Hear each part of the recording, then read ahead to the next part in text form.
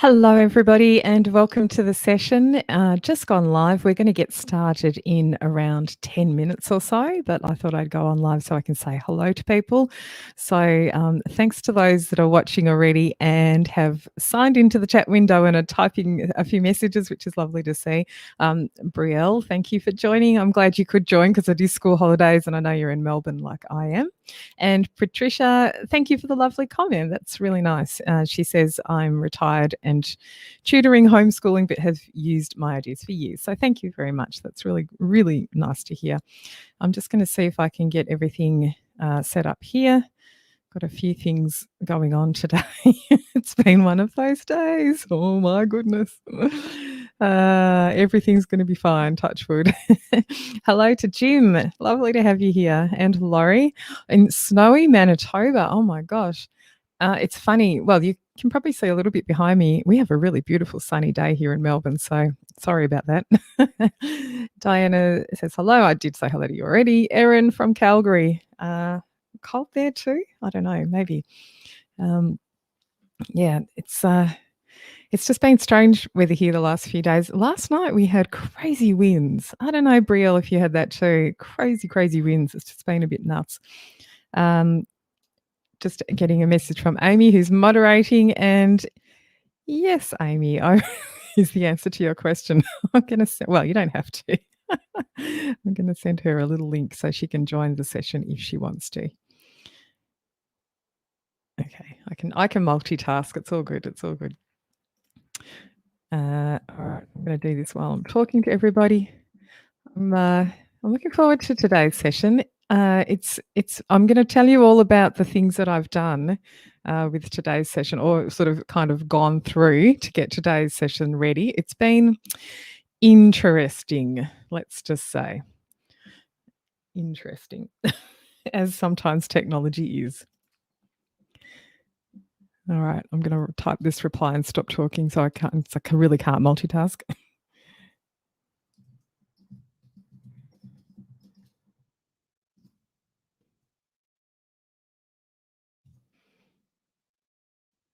All right, back to the chat window. Okay, good. You were hearing Amy. I just saw your comment, your smiley face comments in the chat window.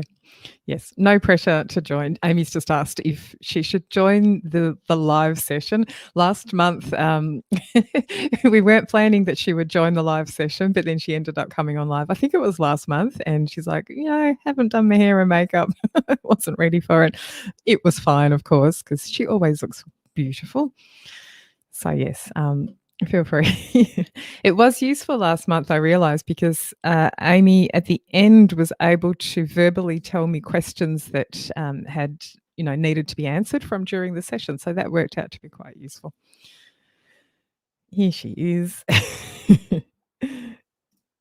I'm muting her. I'm adding you to the stream just for now. Here she is. Good morning. Oh, I can't hear you. Hold on. Maybe oh, you need to unmute yourself. Yeah. Oh, it's saying that anyway. There we go. Hey. Hey, good morning and good evening. Good evening. How are you The light difference is very funny between our two pictures here. Really sunny day here in Melbourne. We had crazy winds last night, and no kidding, when I was doing stuff this morning just to set up, I don't know if it was the wind. You know how you just go like the wind is to blame for everything, but everything was going wrong and the internet was bad. I don't know, everything was bad. It's settled down now, touch wood. So let's just hope it all stays okay during the session. It's all good. It's all good. We were trying to put contingency plans into place and a couple of those didn't even work. So I was like, you know what? That's okay. I've done everything I can. I've restarted everything. I've cleared my browser in case I've done all the things, restarted the laptop, Did you accidentally bump your microphone? No, hopefully not. I checked that about 5 times today. We all have it happen. Oh my gosh. And actually, last time, you know how I thought it was because I bumped the mic and turned it off? In the end, I actually checked the other lead today and it wasn't working this morning. So maybe both things happened last time. Wow. So funny. Anyway, I'm just like, don't touch anything at the moment. Hopefully. I'm just checking back in the chat window. Oh yeah, Brielle said she did have these crazy winds. Was wondering what would be flying around in the back garden. I know, and I thought, Brielle, it can't be. We've had this has been this big like cyclone on the west coast of Australia, which is nowhere near us, but the weather tends to come across from that direction. So I don't know if it's that, but surely not. I think it's too soon for it to be coming across because it was like on the weekend that it was really bad there. So yeah. Laurie was mowing lawns on Sunday and woke up to snow on Monday. That sounds like Melbourne weather. Bit nutty. Audrey's looking forward to another fun PD. Oh, I hope it's going to be fun.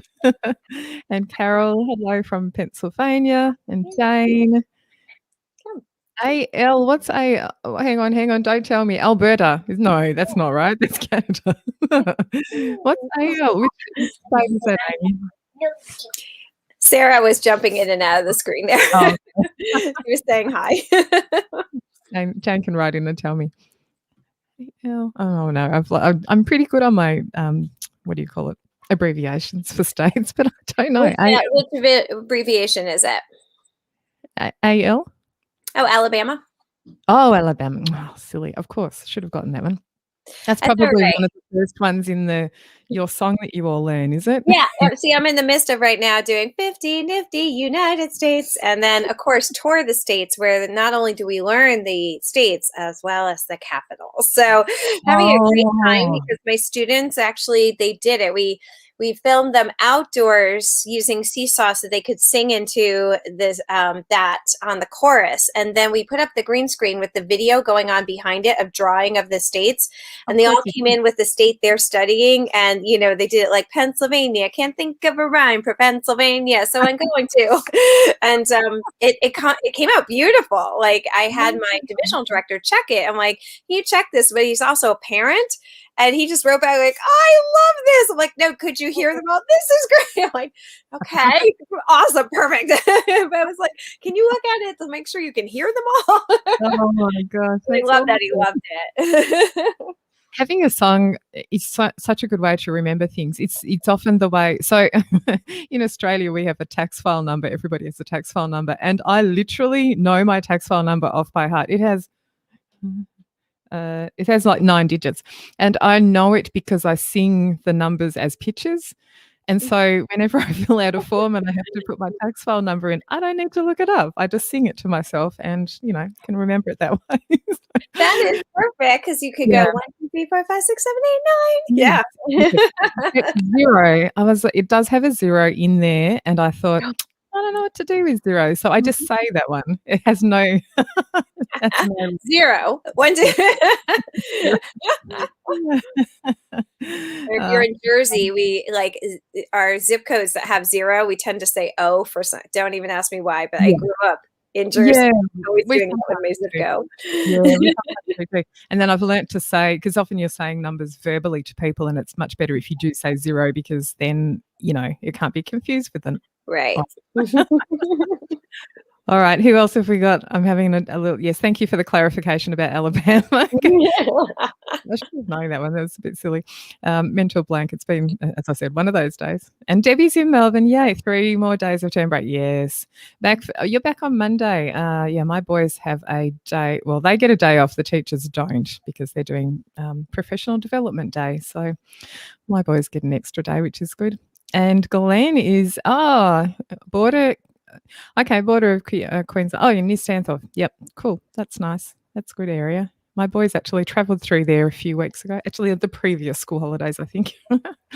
I have my dad's in the Gold Coast, and anyway, it's relatively speaking, it's in the same area. Not really. Judy's in New Jersey, near Amy. That's good. Marty's here. Hello. School-related Zoom, just going to catch the replay. Yep, fair enough. And John's in North Carolina? No, NC? Oh my gosh, I've got to touch total mental blanks today. Janelle's in Canada. I can read that one because she wrote it in full. And Scotland. Audrey's in Scotland. Awesome. Got a few people from Australia on today. It's at a good time because we are in a 2-week break. at the moment, so for school, so it's nice. Often our teachers are teaching when I'm doing these webinars. Jane is excited about tonight's session. Good. I hope I hope it is something to be excited about. No, it's great. It should be fantastic. And everyone else. I actually just noticed the time, so I may try to start so that we get going. And I was aiming to try not to do a crazy long one today. Hopefully it won't be. I have a feeling there's going to be a lot of questions though, so we'll see how that goes. All right, Amy's going to say goodbye. Yay, and might put you on at the end if there's questions. That was good last time. Yeah. I will grab questions and let you know, like, this was said at this time. So can you answer? Yeah, all right. That'd be good. Yeah, we can work that out. All right. I'll remove you now. All good. Excellent. All right. Let me just switch my screen so that I've got the right thing showing. And okay. All right, here we go. You should be able to see my screen now, so all good. And we'll get started. So welcome to anyone who is new to these webinars. I do these every month, and my name's Katie. I run Midnight Music based in Melbourne. I have 2 boys and a dog, and every month I say I really need to update that photo, and every month it looks more and more out of date. That's at least a year and a bit ago. I think it was Christmas 2019. I don't know. My boys look a lot older. The dog looks a little bit bigger. So there you go. I have a website. There's a lot of free resources on the website. So if you have not visited that before, feel free to go there and look at the blog, the podcast, and there's a free training link as well. So you can catch up on previous webinar recordings on that link if you want to. And the podcast, again, I love podcasts. I say this every time. I really love podcasts. I did start one up. My regularity with posting podcast episodes has been a little bit patchy. I'm going to try and rectify that. And I've decided probably sometime soon, I'm going to just make a decision to do it every other week. So I'm not attempting to do it every week and missing out weeks and then feeling really guilty. I'll just try and do it every other week and be consistent. So I'm going to get that going. Anyway, and actually I will mention a new episode just went live a few hours ago now, I would say, and it's listener questions. And what I did was in the December webinar, which you can go back and watch, Amy and I answered a whole heap of questions from people who had recorded them ahead of time. And they put them on a Flipgrid topic. It was fantastic. And we had so many. We knew we weren't really going to get through them all. So I've actually picked 4 to answer in this podcast episode. So you'll hear the people speak who recorded their questions and then I answer those. And I've got 3 more in the next episode. I just handpicked a few that I knew were really common questions that people ask all the time. So go and check that out. Okay, today, housekeeping. If I'm going to add one to this today. If things get broken up at your end and audio stops working and that sort of thing, it's usually to do with your own internet connection. So just refresh the page or close the window and come back in again and see if that helps. You can actually watch this directly on YouTube if you want to. So feel free to head over to the YouTube channel. If you're on the page where you can see the chat window at the moment, you can click the title of the video and it will take you to the YouTube page. I will actually also add, we have had crazy winds here in Melbourne last night, and things this morning were really interesting with sort of my connectivity and speed and stuff. So it seems to be all fine now. So let's just hope that it's going to stay like that. I'm going to give you a copy of the slides. If you signed up for the webinar, you'll get a link to those in around 24 hours or so. And if you haven't, you can just email and get the link to that. I will say, though, that for today's one, because I'm showing whiteboards, most of the content is going to be in the whiteboards themselves. So there's not a whole stack in the slides, but you'll still get a copy of those and it might act as a prompt for you. So Amy, who you saw earlier, if you were on just before, is moderating the chat today. Thank you, Amy, as always. And she will do her best to answer questions as we go along, but we will have an open question and answer time at the end as well. Okay, let's get going about this session. So Today's session, I just want to talk a little bit about online whiteboards and, what they are and why you might want to use them. And they're kind of growing in popularity, and mainly because a couple of software, well, more than a few software applications or websites have come along which allow you to use an online whiteboard. They are really not anything new. They've been around for years and years and years. And if you've used the smartboard software called Notebook, it's really that, but I have to say the smartboard software is still my favourite software of this genre, and I really have not found anything that matches it so far. So, and unless you have a smartboard and it's not a cheap product, then you really don't get access to that software. I'd love someone to just take that software and make it an independent thing and not too expensive. I'm okay with paying for it, but anyway, that's that. So you'll see today, if you've ever used interactive whiteboard software, you'll see similarities really in that software with what I'm going to show today. And you'll see that, there are limitations with these ones that we are going to look at today. So the two that I'm focusing on today are Jamboard and Whiteboard.chat, and there are other options out there, and some of you may have used Whiteboard.fi. I decided to leave that one out today, mainly because Whiteboard.chat does everything that the other one does and more. So I will just mention that if you want to explore that in your own time. I want to talk about a little bit of how to and some lesson ideas, and I'm going to give you quite a lot of links to further videos which will cover the nitty-gritty how to, particularly with whiteboard.chat. It is an extensive option, and we are not going to cover all of it today by any means. That would be a 5-hour webinar, literally. So I'm going to give you links to other places where you can go and look at more details. So I had real trouble deciding what not to show or actually picking what to show for whiteboard.chat today because there's really so much in it. Okay, so let's just talk about why and which ones we're going to use here. So the reason that you might choose to use an online whiteboard, and basically the two that I'm showing today are websites. They're web-based software. So you go there, you log in, and you open up and you have a blank white page on which you can do lots of things. Now, the main difference between this and something like, say, Google Slides or PowerPoint is that you can really draw very freely. And they're kind of better designed for moving things around. And because of that, they tend to be quite engaging and interactive. So they work really well for drag and drop activities that you might do with your students. So where students have to take something on the screen and drag it into place to answer a question or to do some type of activity.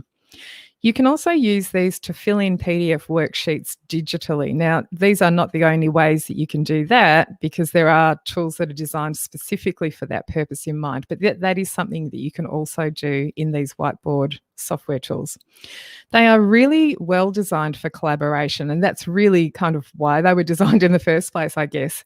They're designed for groups of people to all log into the same whiteboard and all work together in some way. And you can have small groups working together. You can have the whole class working together. Don't know how successful that is, and it would really depend on the group of students. You can have individuals actually with their own copies of a whiteboard as well. And there are some great engagement opportunities. So just briefly, I'm going to talk really briefly about each of the tools that we're looking at today, and then I'm going to delve into more detail with each one of those and actually go over to the software and show you some things. So the first one I'm going to look at is Jamboard, and this is made by Google. So it really integrates very well with all of the Google suite of tools. And there are similarities in the way that you use it, in that you can share copies of a whiteboard in the same way that you would share a copy of a Google Doc or a Google Slides document. So it's a familiar environment if you're already working in that. It's super simple to use. Like you really don't need a lot of explanation. There's not even a lot of hidden tools, but there are innovative ways that you can use those tools. So that to me is the thing that is nice to look up on YouTube and find on Twitter examples and templates to use and that sort of thing. Now, the other side of it being very simple to use, it has unfortunately a lot of limitations. Now, I have a love-hate relationship with this, to be honest. I like the fact that there are not many tools going on Jamboard. I kind of like the fact that you're very limited in a lot of ways, but there's just a handful of things I really, really wish it would do, and I'll share my wish list with you. I don't really want it or need it to do everything, because I think you can do some of the other things you might want to do. You do in other tools which are designed for that purpose, but just a couple of things I wish that it had. And it's free. So you need to have your Google account, you log into Jamboard, you start a Jamboard document just the same way that you do anything in Google. You'll go to the new button and choose Jamboard. So it's a great one. So we'll look at that in a second. And before we do that, whiteboard.chat, which I'll mention briefly here, it was only created last year, and I've put that it's got a bazillion more features than Jamboard. It really does. Pretty much everything that you wish Jamboard could do, and even things that you haven't realized you wish Jamboard could do, whiteboard.chat does them. So it has everything. So if you're thinking, I wonder if it does blah, blah, blah, the answer is probably yes. And I do say that it's really true. The other side of this, though, and this is a little bit like Jamboard being limited, but it's kind of good. This one can be a little bit overwhelming because there are so many things it can do. And I think perhaps because of that, it does have a tendency to be a little bit clunky at times or quirky. And I did have some troubles, which I'll tell you a little bit about. And they could have been last night at about 11 p.m. So yeah, this happens every time I prepare a webinar. But yeah, I had a few issues, and I'm going to be very honest about those issues that I did have, because I think it's good for you, if you're planning on using this with students, that you go in with eyes wide open and that you test things out. Now, I will say, because this is a really new tool, I do think it's going to improve greatly and very rapidly, because the developers that are running this, are working this, have invented this, are incredibly responsive. And I'm going to say the most responsive of all software developers I've ever seen. So when you go into the Facebook group for this software, if you ask a question or if you suggest a feature, they often say, yep, okay, that sounds great, we'll add it today. And then like the next day you'll log in and go, oh my gosh, they've added that thing that I wished for. So that's how quick they've been. And they have said that they have always, and still do, develop the software based on what teachers are requesting. So that is a fantastic thing. I have a feeling it would be good if they maybe concentrated on shoring up what's there, perhaps for a little bit of time, rather than adding a lot of more new features, because there's already so much there. And this is totally free. It's truly free. And the other benefit, which I didn't write down on a slide, I don't think, is that you can actually use it without logging in and setting up an account. You do need to do that in order to save. So I highly recommend that you do it, but you can just open it up and use it. And your students don't need to set up accounts either. So that's very attractive for many people. Okay, so let's go and look at Jamboard. So Jamboard, as I said, simple and really easy to use. And I have to say that in what I'm seeing on social media like Facebook and Twitter, more people are using Jamboard. Jamboard's got really popular lately, and there are lots of ideas and templates being shared. And even if the teacher that's sharing things is not a music teacher, you can usually adapt it for the music classroom in some way. So go and check that out.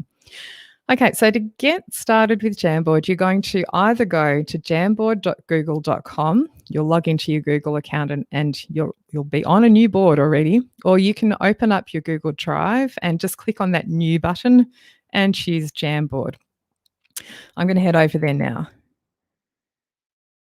So this is Jamboard here. I've got the dogs just come to visit. Awesome. Always a good thing. All right, so I've just dumped some things on this first slide just to decorate it. It's not very graphic design, from a graphic design point of view, not very beautiful. But anyway, I'm going to just show you a few things. So on the next slide, I've got some empty spots here. So Jamboard, when you first start out, you will have a blank white screen. I've added some titles here to remind me what to show you. So the first thing is draw and erase. on the left-hand side, there are some tools here, and you can click on this top one, which is the pen.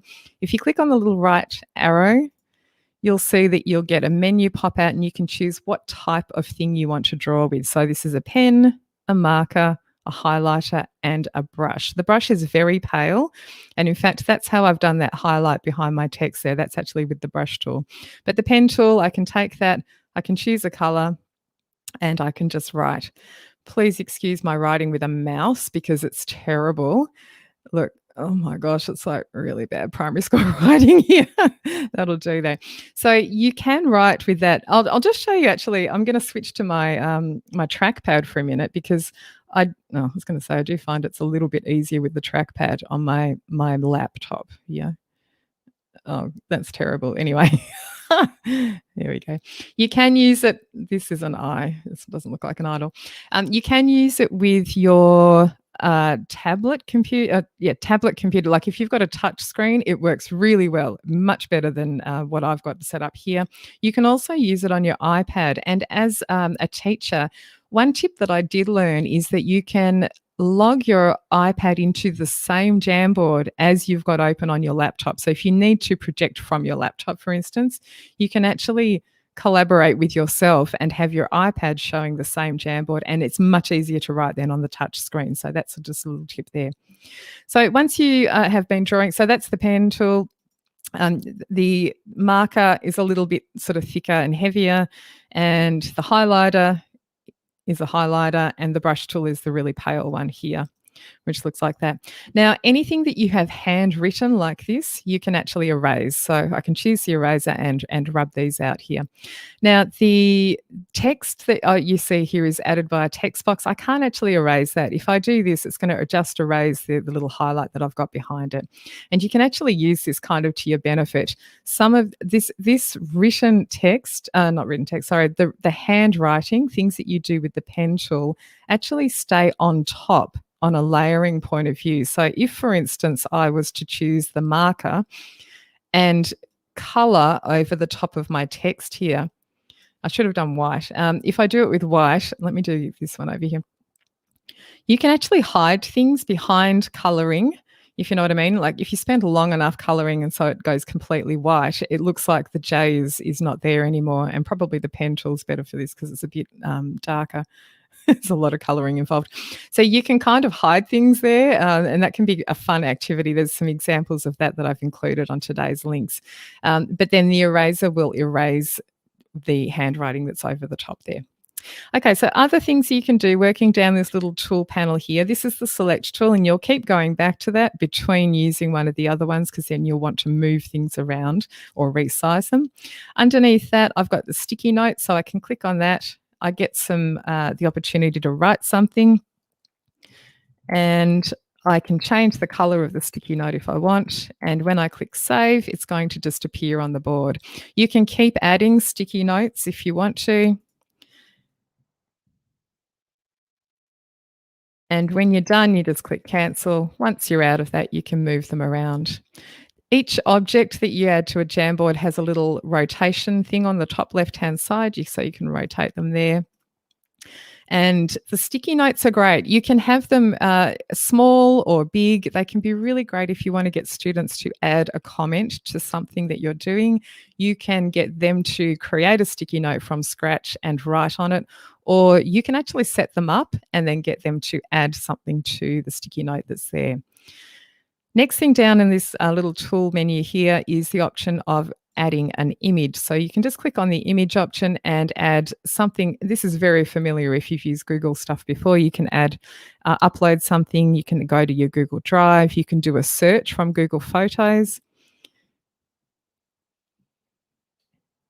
No, not Google Photos, sorry. What am I looking for? Google Images.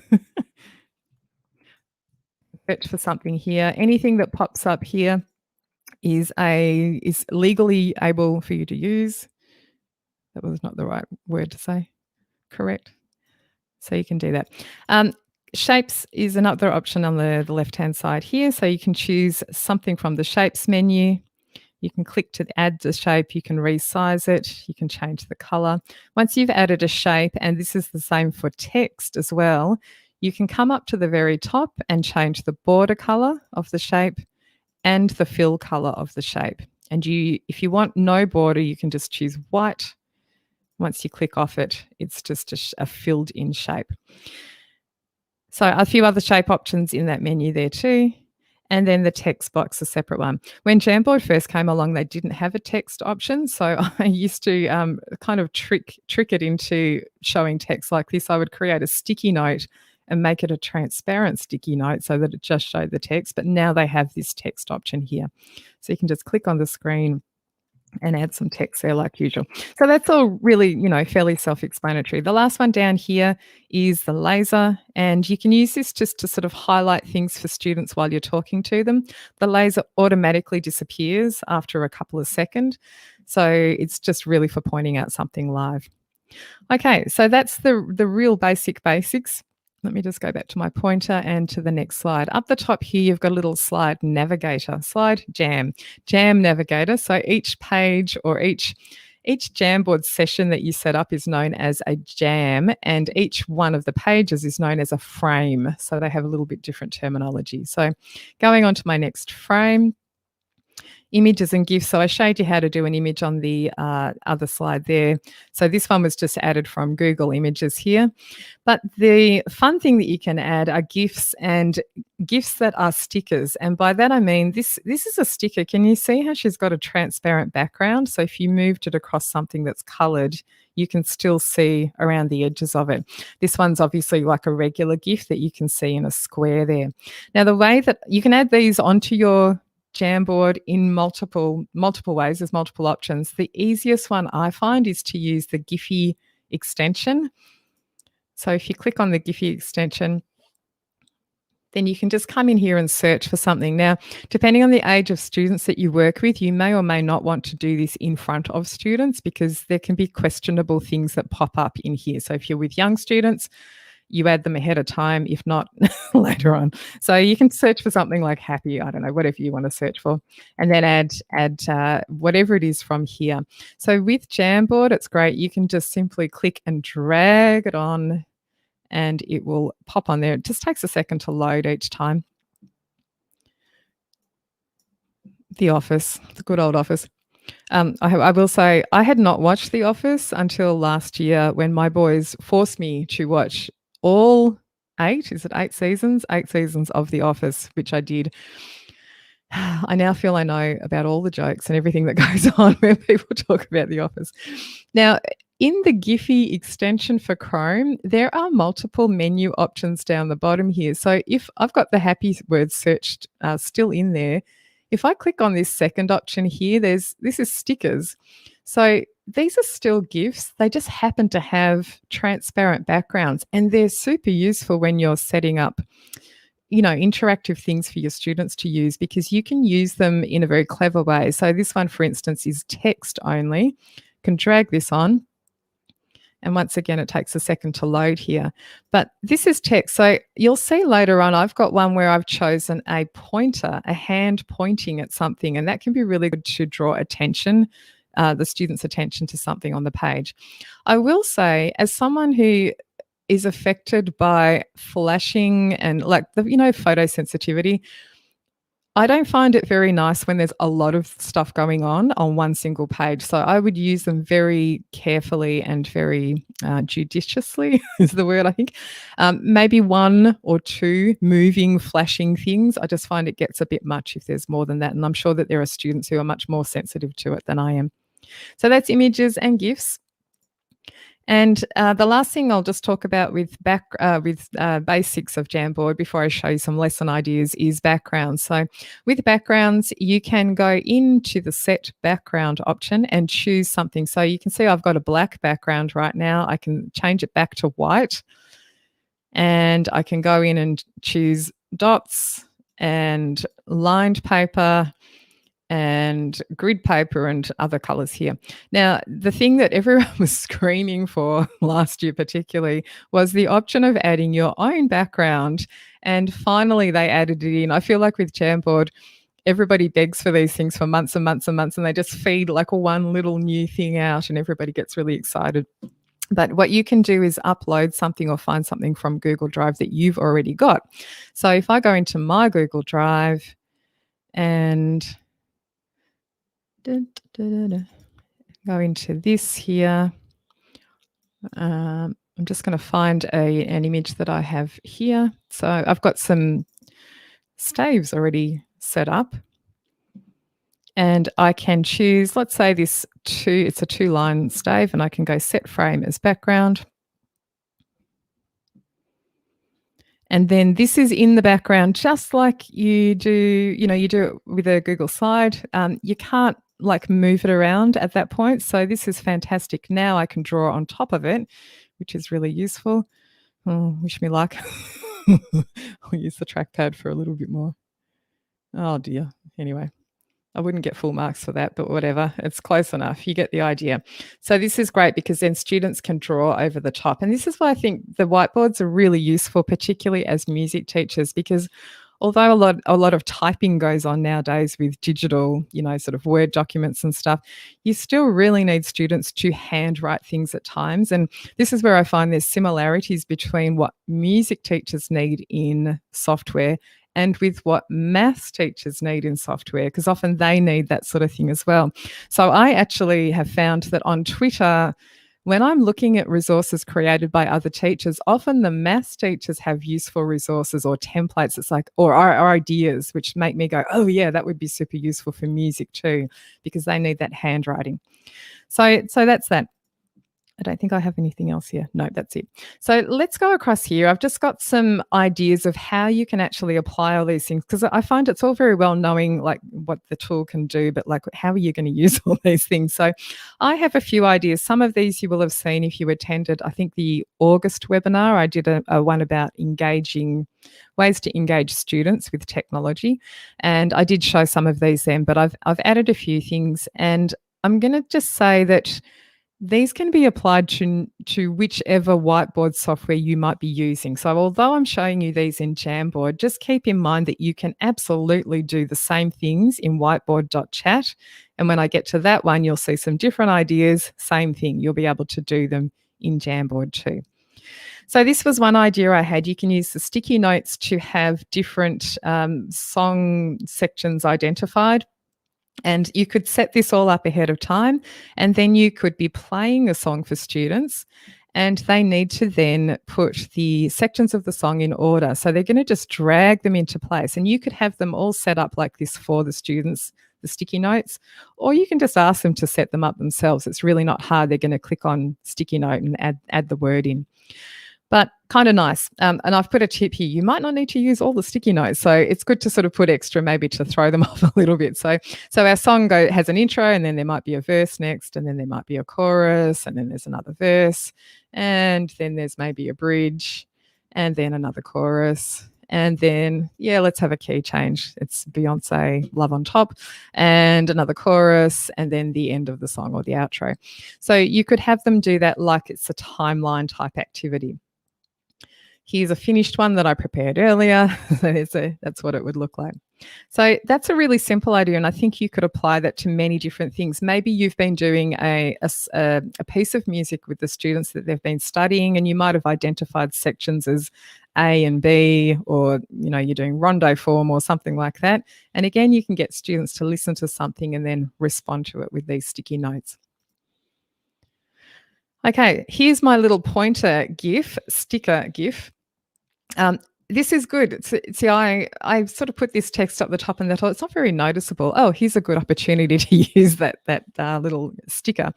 So this is one where you could get students to create sticky notes and add them into the different sections. So they're going to think of an instrument name and then put it into the right section. To save me doing that right now, here's one that I prepared earlier. So it might end up looking something like this, and you might encourage them to use the same colours that you've put, as the highlights behind the headings there. So just a simple sorting type activity. And again, it could be easily done for lots and lots of different things. This one here is another way that you could do it. You could have the sticky notes pre-written for the students, and then they have to sort out where they're going to go on the page. Okay, another idea, you might just get students to listen to a song and they're going to just simply respond to them with something on a sticky note or even a text box. Or another idea that you could use is to get them, if you're happy for them to search for their own gifts, they could search for a gift that suits the song or matches what they're feeling about the song. So here's one I prepared earlier. Again, these are separate sticky notes. To get the emoji to show, I'm just going to double click on this one to open it up. That's what it looks like when you type the emoji. Now, how do you type an emoji? I know you're saying. On the Mac, and I'm pretty sure that on Windows there's the same sort of thing, there is a character keyboard. Now, on the Mac for me, I've got a little shortcut to it up at the very top of my screen here. And if I go show emojis and symbols, this shows me this character viewer.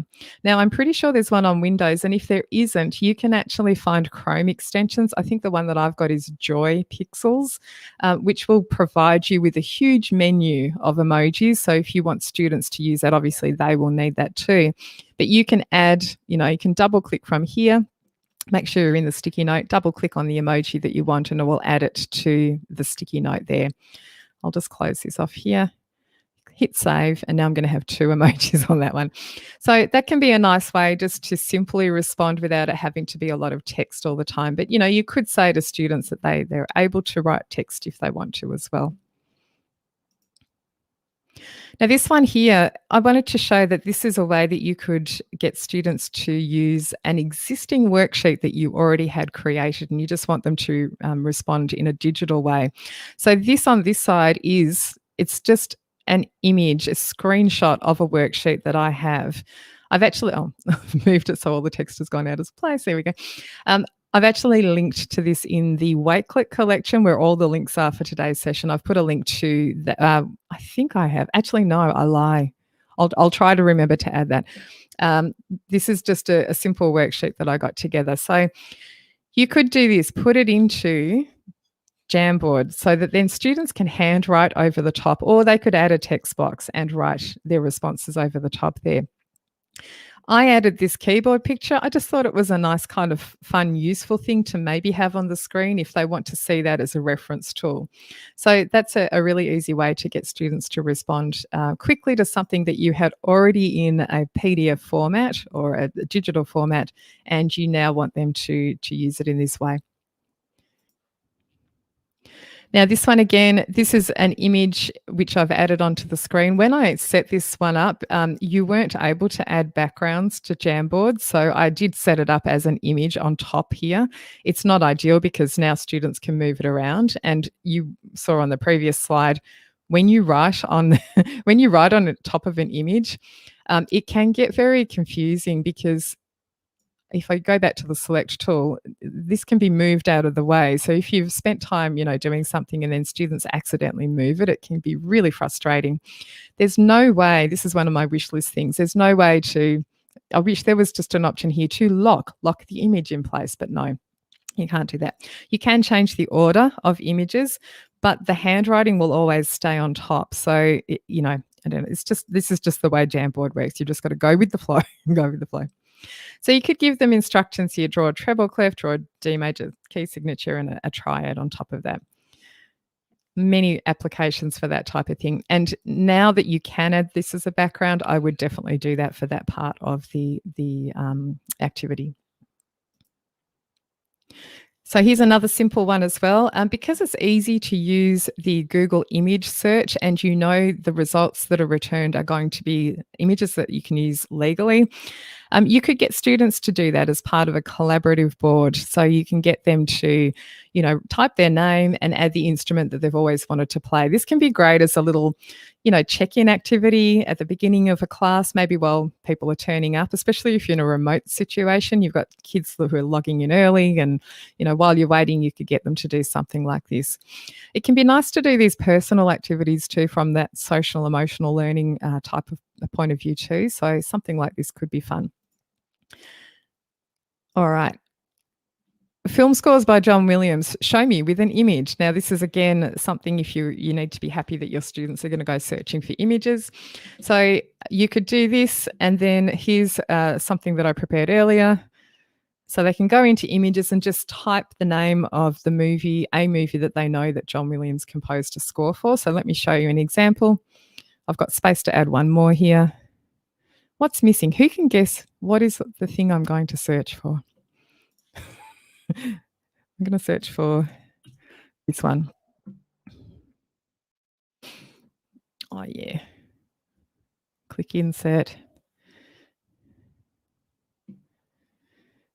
Honestly, he's written about, I don't know, 80 something scores, I think now. So you could have many pages of John Williams scores here.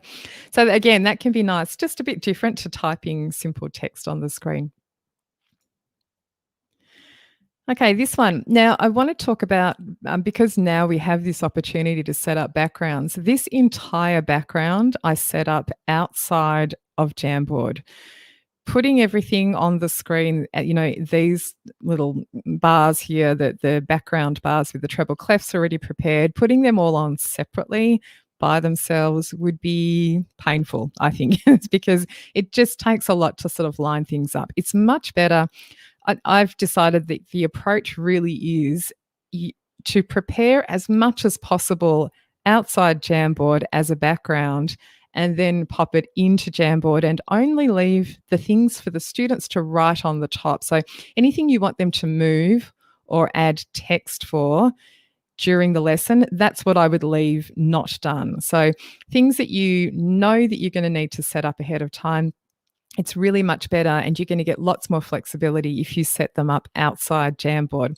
Now, when I say outside Jamboard, you can really do this in any way that you want to and that you feel comfortable. So you can use Google Slides to create the thing that you want them to write on top of, and then just save your Google slide as a PNG file and then add that as the background in Jamboard.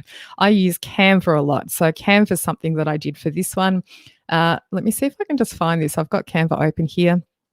I've got online whiteboard templates as a document in Canva. Canva is a free online design tool. You can, as an educator, get access to a pro, basically pretty much the same as a pro account. So what I did was to set this up in Canva. Now, the stave lines and the treble clefs, okay, so there's multiple tools involved here. I did that in Sibelius. So, and I will give you a copy of these if you find that this is useful to you, these little separate, treble clefs here. I've got a few different ones. I'm going to add them to I've got a big notation library that you can download for free, and I'm going to add these in as an option there. Treble clef version, bass clef, all the clefs, alto. I've not left out alto and tenor clef because they get left out a lot.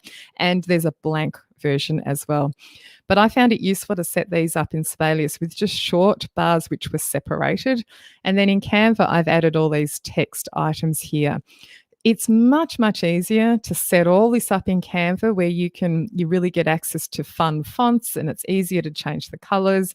You get more fonts to choose from. It's just much cleaner and easier to do this in something like Canva or Google Slides or PowerPoint, and then you just save that as your background and then you upload it to Jamboard. So that's what that is. And then all that the students are left to do is to handwrite over the top. So really, really useful. Here's another one. This one came to me as a brainwave because I was looking at TikTok challenges, as you do. And there's a TikTok challenge which is really cool, which you can relate to conducting patterns. On TikTok, it's called the Triangle Challenge, where you sort of end up doing kind of two conducting patterns at the same time as one another, a 2 pattern and a 3 pattern. And the triangle comes from the 3 pattern. It's a little bit different on TikTok. But anyway, I would do that as a lead-up activity, get the kids to do the TikTok challenge, and then you could get them to come in here and draw the conducting patterns as they actually are in music, like the real versions. So this is a great one. This is exactly the perfect thing that you would use Jamboard for, where it's much easier to do this handwriting and drawing rather than, doing something with static shapes and arrows and so on. Do you like that one? Hopefully. I won't flick over to the chat to see. I'll find out later on. And again, this one here, I've put a link in the Wakelet collection for where I got this orchestra seating chart. It took me about, 5 hours to find a simple orchestra seating chart, which was basically blank. Okay, maybe not 5 hours. It took a long time though. I thought it was gonna be much easier. I've actually decided I'm going to make some of my own, which I'll put up on the blog for download. But you can see this is, text boxes, so the students can add their text boxes to label the sections of the orchestra or the instrument, and then they can colour in the whole family with that brush tool. And this is another sort of social emotional check-in type activity. The students can write their name on a Post-it note, and they just double click to open it up, and they can type their name. Let's say it's Shima. Click save, and then place it where they feel they're up to with how they're going with the lesson.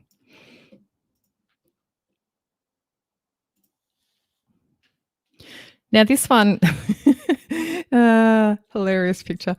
This is a template that was shared by a teacher on Twitter, and I thought, oh, it's such a great template. So I've put the person's Twitter handle down here. Her name is Megan Venezia. Hopefully I'm saying that correctly. So she had one which was picture of the day, and picture of the day can be applied to so many things, I realised. So I have a lesson plan which is free called Unusual Musical Instruments. And, it's where you can find an unusual musical instrument video on YouTube and get the students to fill out a worksheet about that instrument. But I thought, wouldn't it be great if you had a discussion about it first before they even perhaps hear it?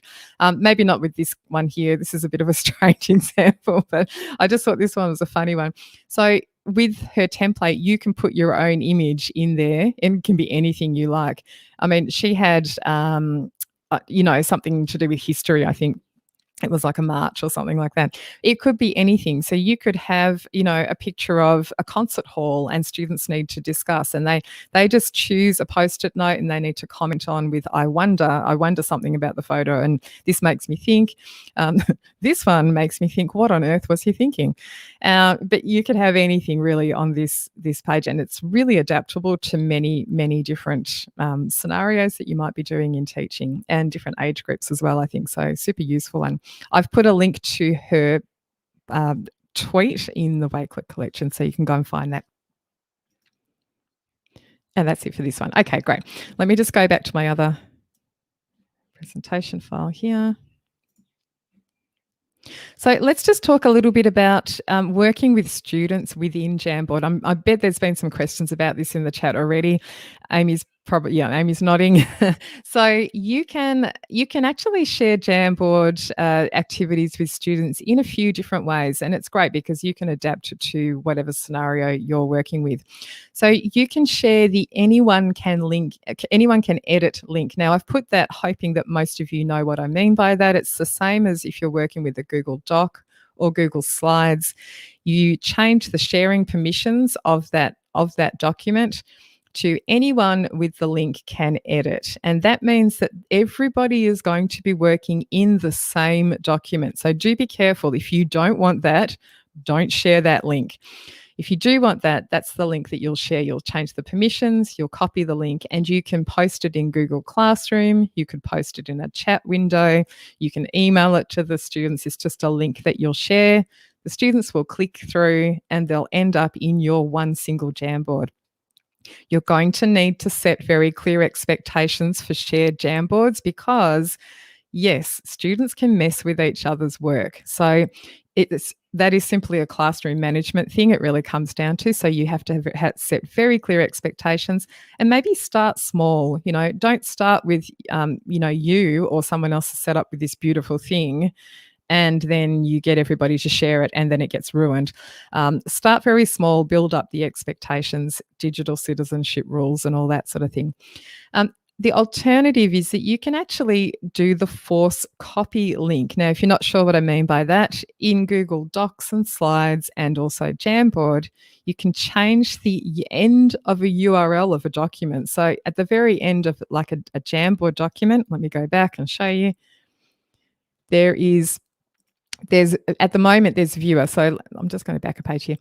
This one ends with viewer because I'm looking at my Jamboard document. If I just delete this part of the URL, I know this is really small on the screen for you. You can just change this to the word copy, and press enter. And this is the link then that you can share with students. And it's going to force them to make their own copy of that Jamboard. So do that one. If you're not confident your students are going to be able to share and collaborate well, definitely try that one. And it was recently added, maybe a couple of months ago, an option to start a Jamboard session from within Google Meet. So if you use that with your students, there's a button you can click and it will start up a fresh new Jamboard. So that's really good for on the fly, is that right? While you're in the middle of a meet, you can just open up a Jamboard and have everyone contributes to a discussion that way. So that's really good for engagement when you're in that Google Meet situation. Okay, my wish list, and this is not everything, but these are my top 5 things that I really wish Jamboard did. I really wish you could hyperlink text. It would just be so useful to say, click here to watch the video, or, head here to go to Chrome Music Lab Songmaker or whatever it is, and just have it right there in the Jamboard. I'm sure it'll come at some point, but, it's not there at the moment. Embedding videos would be great too, and you do get that option in whiteboard.chat, which I'll show you in a second. The option to lock objects. So yes, you can set the background, but I would love also to lock an object on top of a background. It's just an extra useful thing. Infinitely clone objects. If you've ever used that Smartboard notebook software, they have a fantastic feature, and Promethean software has it as well, which is Infinite Cloner.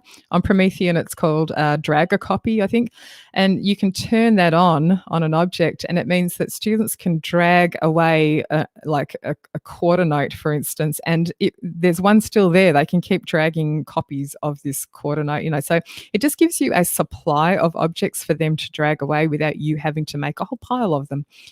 And the last thing, yes, it would be really good to have a way of preventing students from messing with each other's work.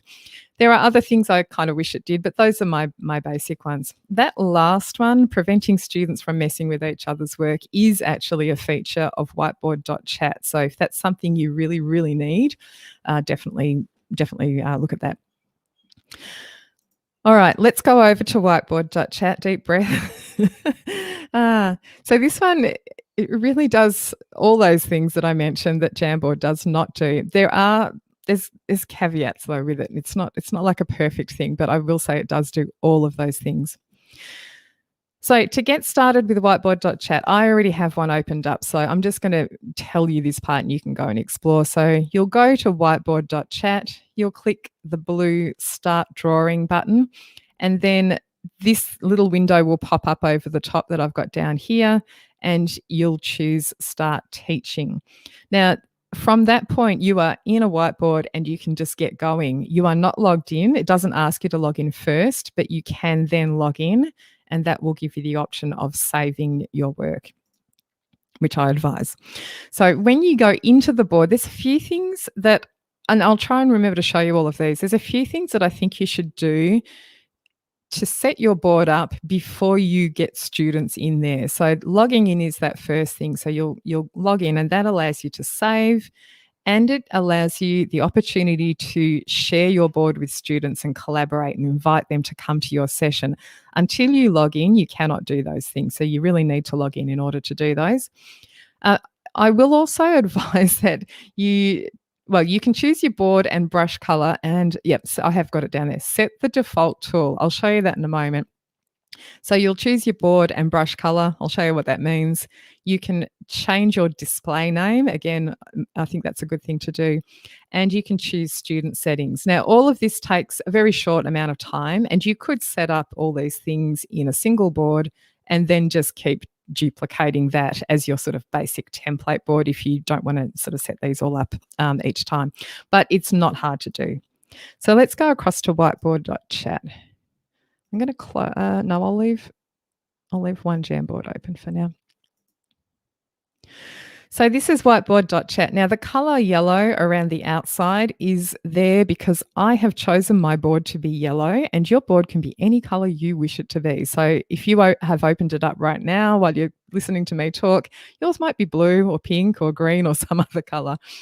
So I will show you up here as well. Can you see my little profile name? If I click on here, this is the participants panel, and you cannot really do this until you're logged in.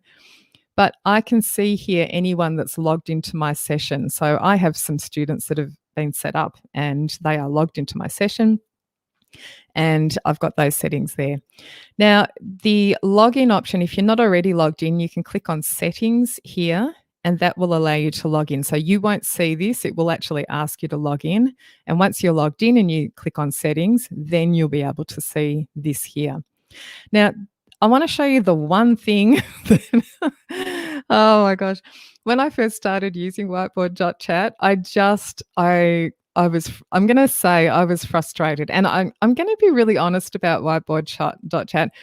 Watching the YouTube videos and hearing like the list of features, I was like, this is the answer to everybody's prayers. Like, this is the thing. This is it. Why use anything else?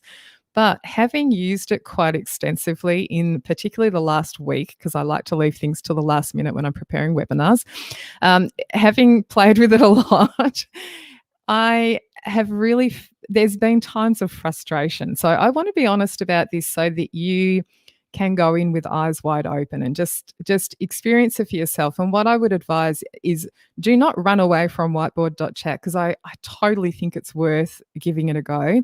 And you're going to see a lot of features where you go, oh my gosh, I can't believe it's got all of that in it. I think my advice is to start simple. Do one single activity in a whiteboard.chat document, and then, try that out for a few days with a couple of classes, and then come back and try something new. I'll tell you a little bit about the frustrations that I experienced. But the first one is that when you come in here, you will see that the brush tool is the default tool. Now, I have clicked on here and changed it to not brush. I have changed it to move and resize. And that is because pretty much every single other whiteboard style software in the world, the select or move and resize tool is the default tool. And I found it really disconcerting to have the brush tool. So they actually advise this in there. If you watch any of their YouTube videos, you'll see that they say, if you're just starting out, change this to move and resize. I kind of honestly think that maybe it should be that anyway, because it's not hard to come across here and find the draw tool, which you can then turn on to draw, and then you go back to your move and resize tool. So move and resize, the panel on the left-hand side you'll see is a little bit like the Jamboard one, but there are more buttons. This is the move and resize tool. So if you have this selected, it allows you to move things around on the screen. If the brush tool is selected, obviously I'm going to be able to draw. Whatever color I have in here, let me just open this up. Whatever color I have selected in here, in this little color menu, is what I'm going to draw with. So if you want to draw in orange, I can just choose it up here and then draw in orange. So draw and erase, fairly self-explanatory. I will say with the erase tool, if I click that, instead of having to erase every single, I'm not clicking yet, but I don't need to erase every tiny part of a shape that I've drawn. I can just kind of drag across it and it disappears. Now, that can be really useful, and sometimes you actually do only want to erase a tiny little part, and maybe there is a way to do that, but for me so far, that's been a useful feature. I'm going to go back to move and resize. So if you had the brush tool as your default tool, basically what I was finding is that I would go to move some text on the screen, and instead of moving the text, I'd just draw a line across the text that I had there. So I recommend changing it to move and resize as your default tool. Let's talk about some other things. I have just dumped, this looks very ugly to be honest, but I've just dumped some stuff on the screen, so I didn't need to create everything from scratch. But you can add shapes from here. There's a shape option in the menu. Now, sometimes you need to go into a sub-menu to find things. So I think this one's under Tools and then Shapes down here. So you can choose that. You can go across to the right-hand side and choose which shape you want and then create the shape on the screen. Same thing with lines and arrows, so I won't demo that, and same thing with the sticky notes. Few things that I want to show you which are not a part of Jamboard. Are you excited about the spinner? I'm excited about the spinner. You can create your own spinner and add it to any of your pages and click spin, and it will spin and choose something from the spinner. So this can be great.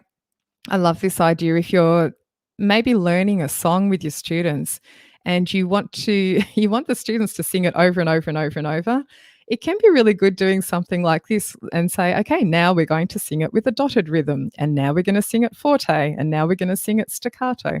And they get to learn those terms, and you get to sing the song many times, and they're distracted by the fact that you're doing it differently each time. So the spinner can be anything you like. You can click on that hamburger menu here, and you type the list of words that you want to appear in there. You can even ask it to set up the colors for you. You can type in colors after each word if you want to choose very specific things. So it's got instructions up the top here, so I won't go through all of that. You can allow students to spin the spinner when they are part of your whiteboard.chat session, or you can turn that off and you can sync all of the student spinners together if you want to have that as an option too. Now, the dice, again, is kind of the same. So this one is one where I've custom entered the things that are on the dice. It needs to be super short and it's text only. So I kind of thought, oh, it'd be awesome to add images of note values on there, but no, that wasn't really an option. So I thought, well, fractions as in notes, so eighth note, maybe you could use the dice as a composition tool. They spin the dice, they get an eighth note, they have to put that on a stave or as part of a rhythm to create something. But the dice you can use in any way. There's another dice tool as well, which looks a little bit different. It's not a customizable one. It's just numbers, I think. Oh, no, maybe it is. Is it in here? Show dice. There we go.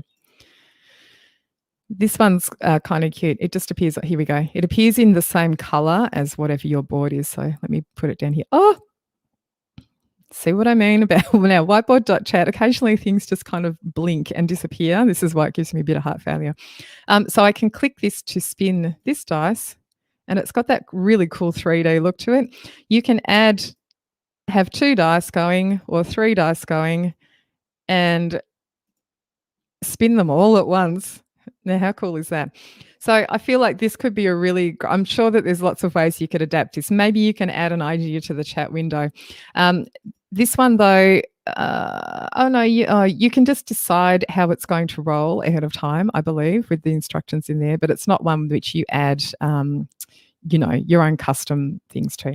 Now I'm going to close that off at Tools menu and choose Hide Dice. I've lost it again.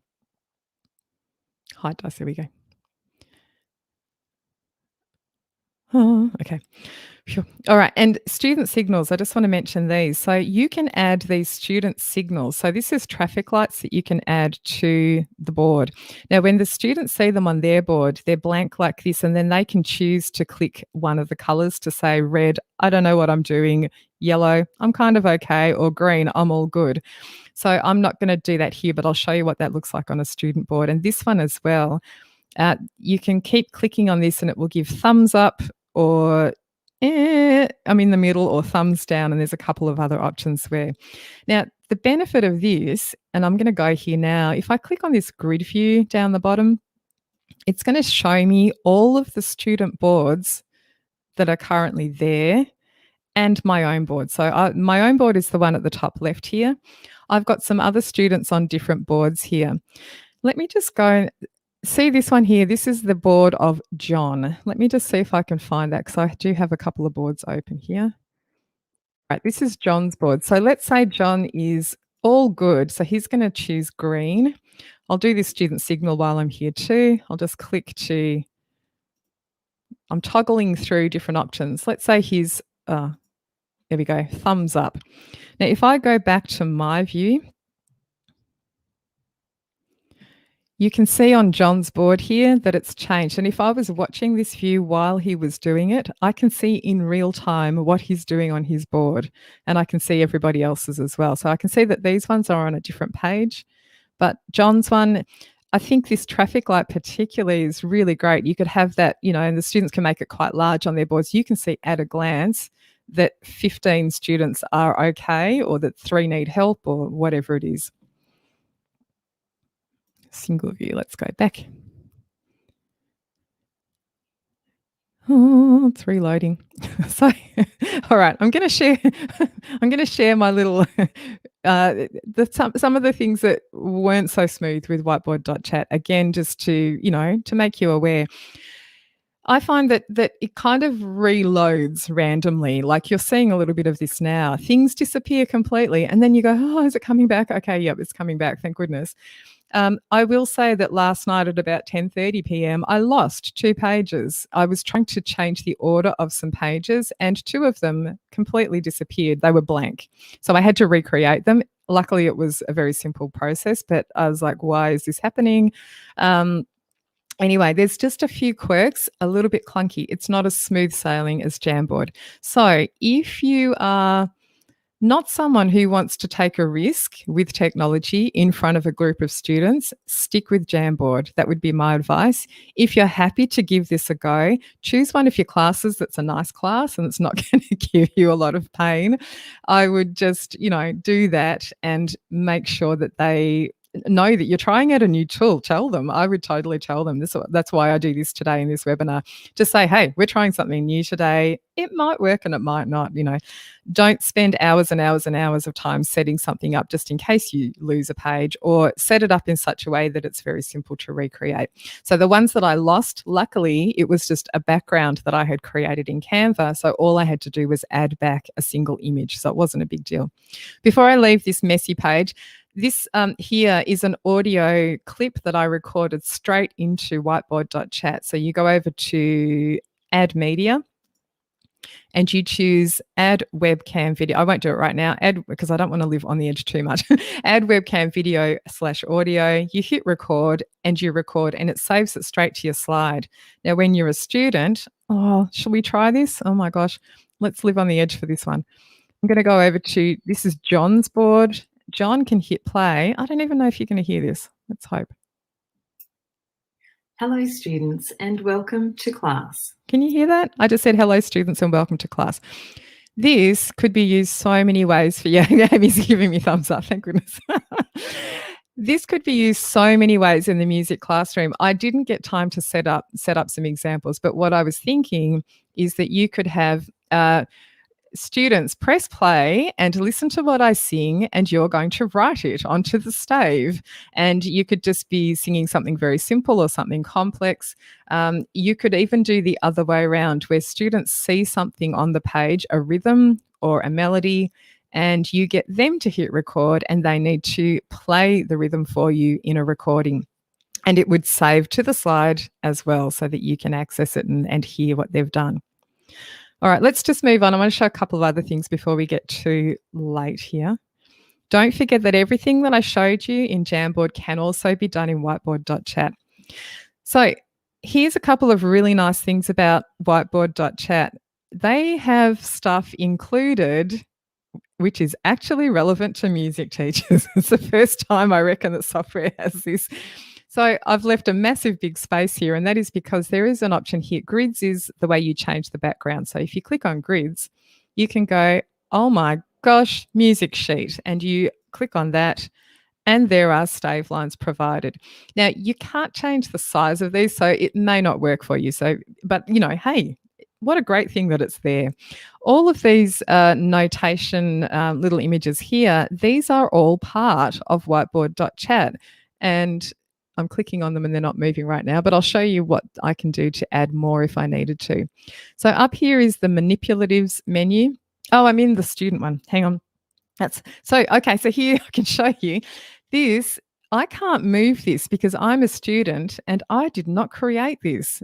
Anything that's created by the teacher cannot be moved by a student when you're in the student board unless you let them. You can actually make it so that these are movable by the students or not.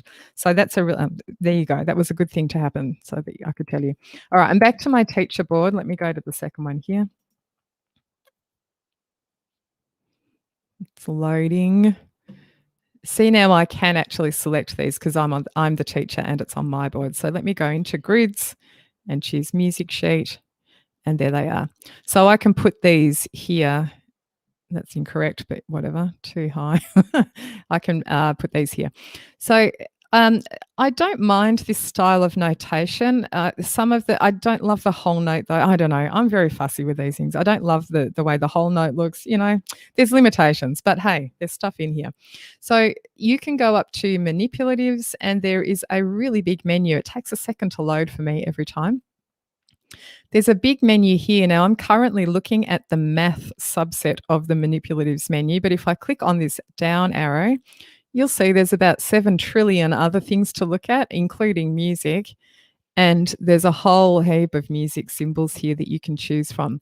So instead of necessarily adding them to the slide in the first place, you could actually allow students to come in here and add them themselves while they're working on an activity. So they can go half note.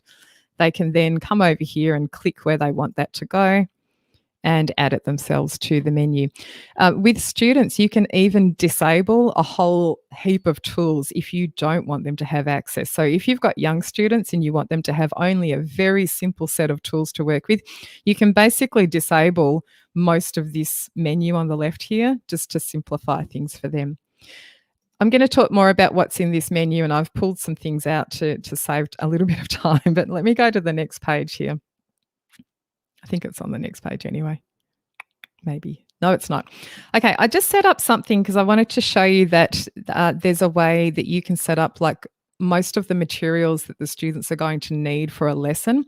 This is just a cover page that I set up in Canva, and on the second page here, second slide, I've got just a list of things that students need to listen for in this embedded video that they're going to watch. So you can actually embed a video onto a page in whiteboard.chat. The students can hit play. This part up the top, the students don't see. I'm seeing this because I'm in teacher view, but this is where you paste the URL for the YouTube video. And you'll notice that you can even have a start time and a finish time for the video. So if you only want them to watch a little section, you can set that up ahead of time, and they're not going through the whole video to find certain information. Let me go on to the next page. So they'll watch the video, listen out for that list of things. And the idea here is that I'm giving them on the next page a diagram that they're then going to mark the things that they've heard about. So here's the next one. And again, I've set this up in Canva. So this whole thing here is an image that I set up in Canva. I did try to set it up from scratch in whiteboard.chat by adding text and stuff. There really isn't many options for font and styling and colors, and I was just getting frustrated, and that's why I think it's much better to do it somewhere else. So here's a list of instructions with a spelling error in it. I think there's one somewhere. Circle one whole channel strip. That's one of the instructions there. So they're going to grab the draw tool, and they're going to circle a whole channel strip on the mixer, and I can't do it very well on my mouse here, and all of the other things there.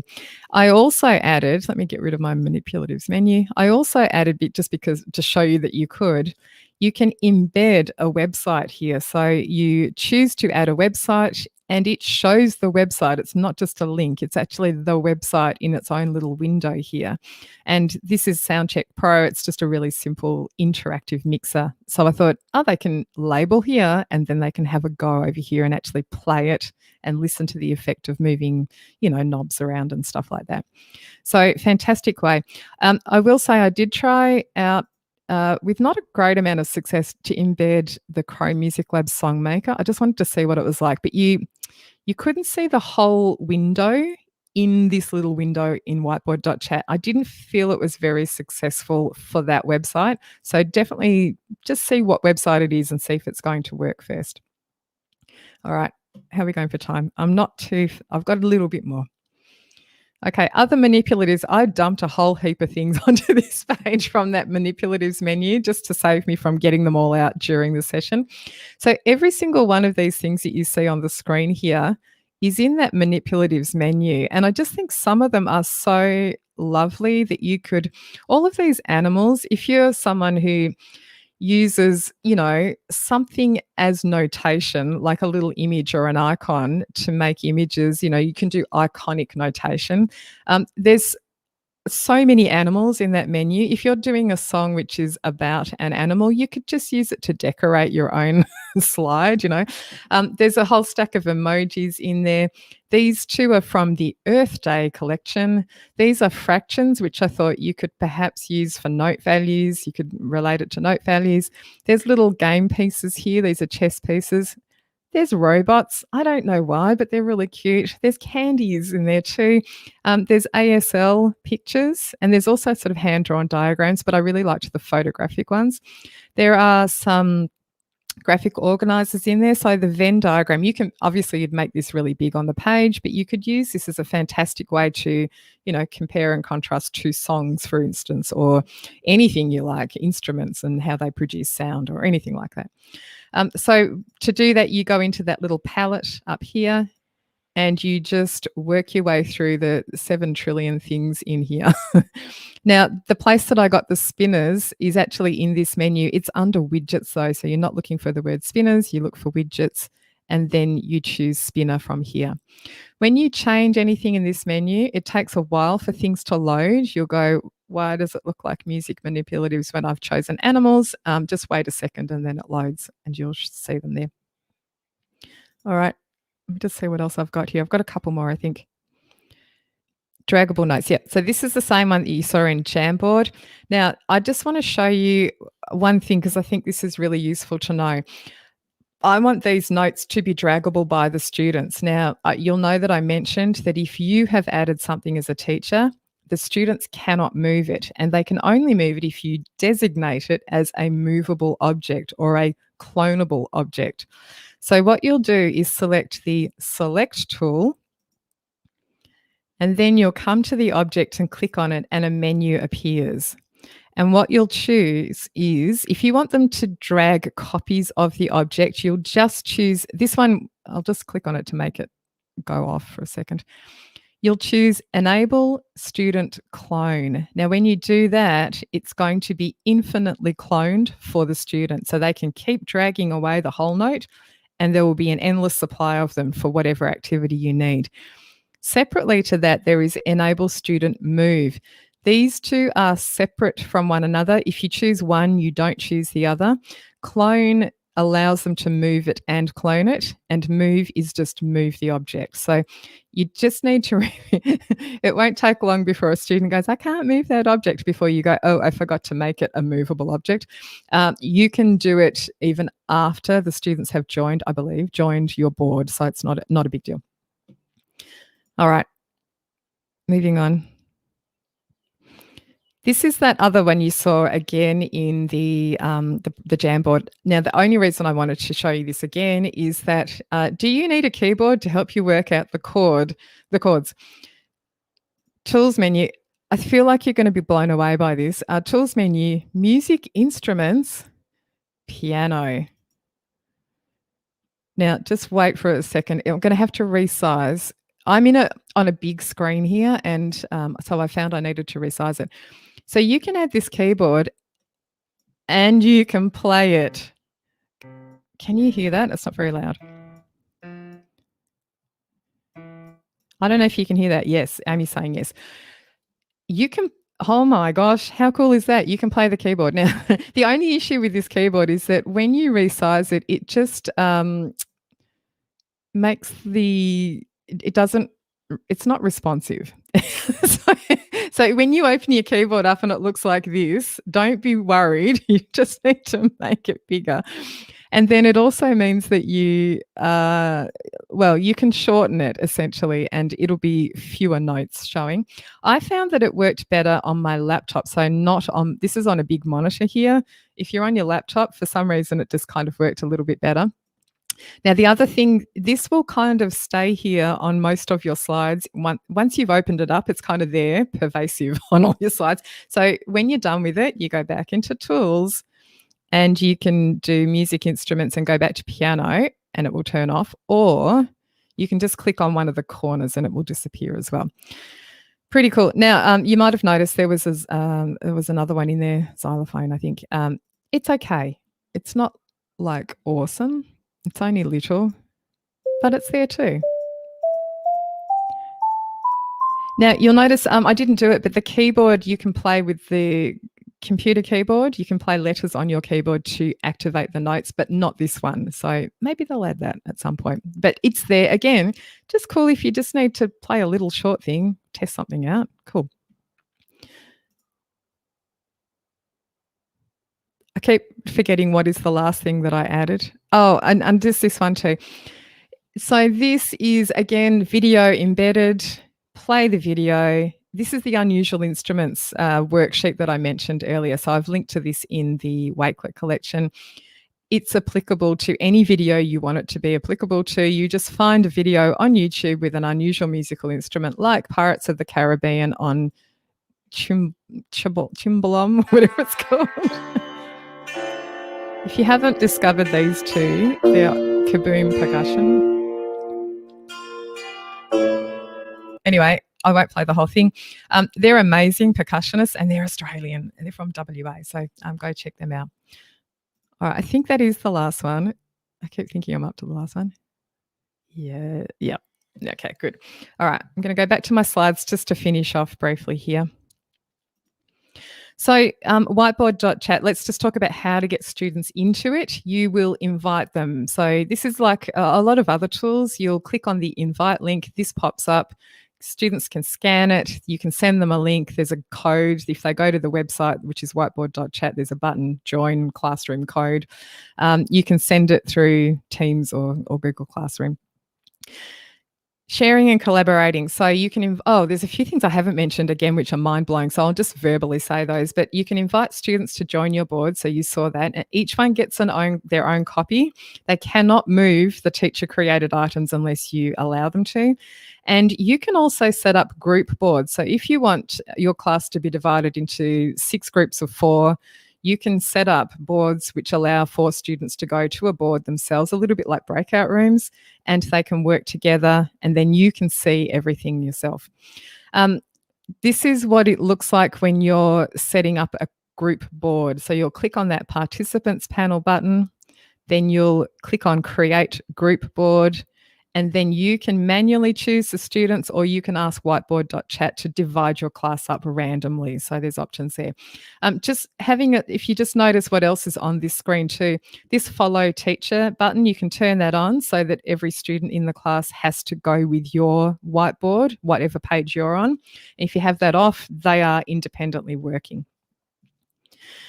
Now, student boards, viewing student boards, you can see what they're doing in real time. When you go to that view where you can see all the students together, you can see what they're doing in real time. Now, also, there's a little tracking engagement metric up the top of every single board, and there are percentages on there. Now, there are 3 different percentages. Let me just show you briefly what this looks like.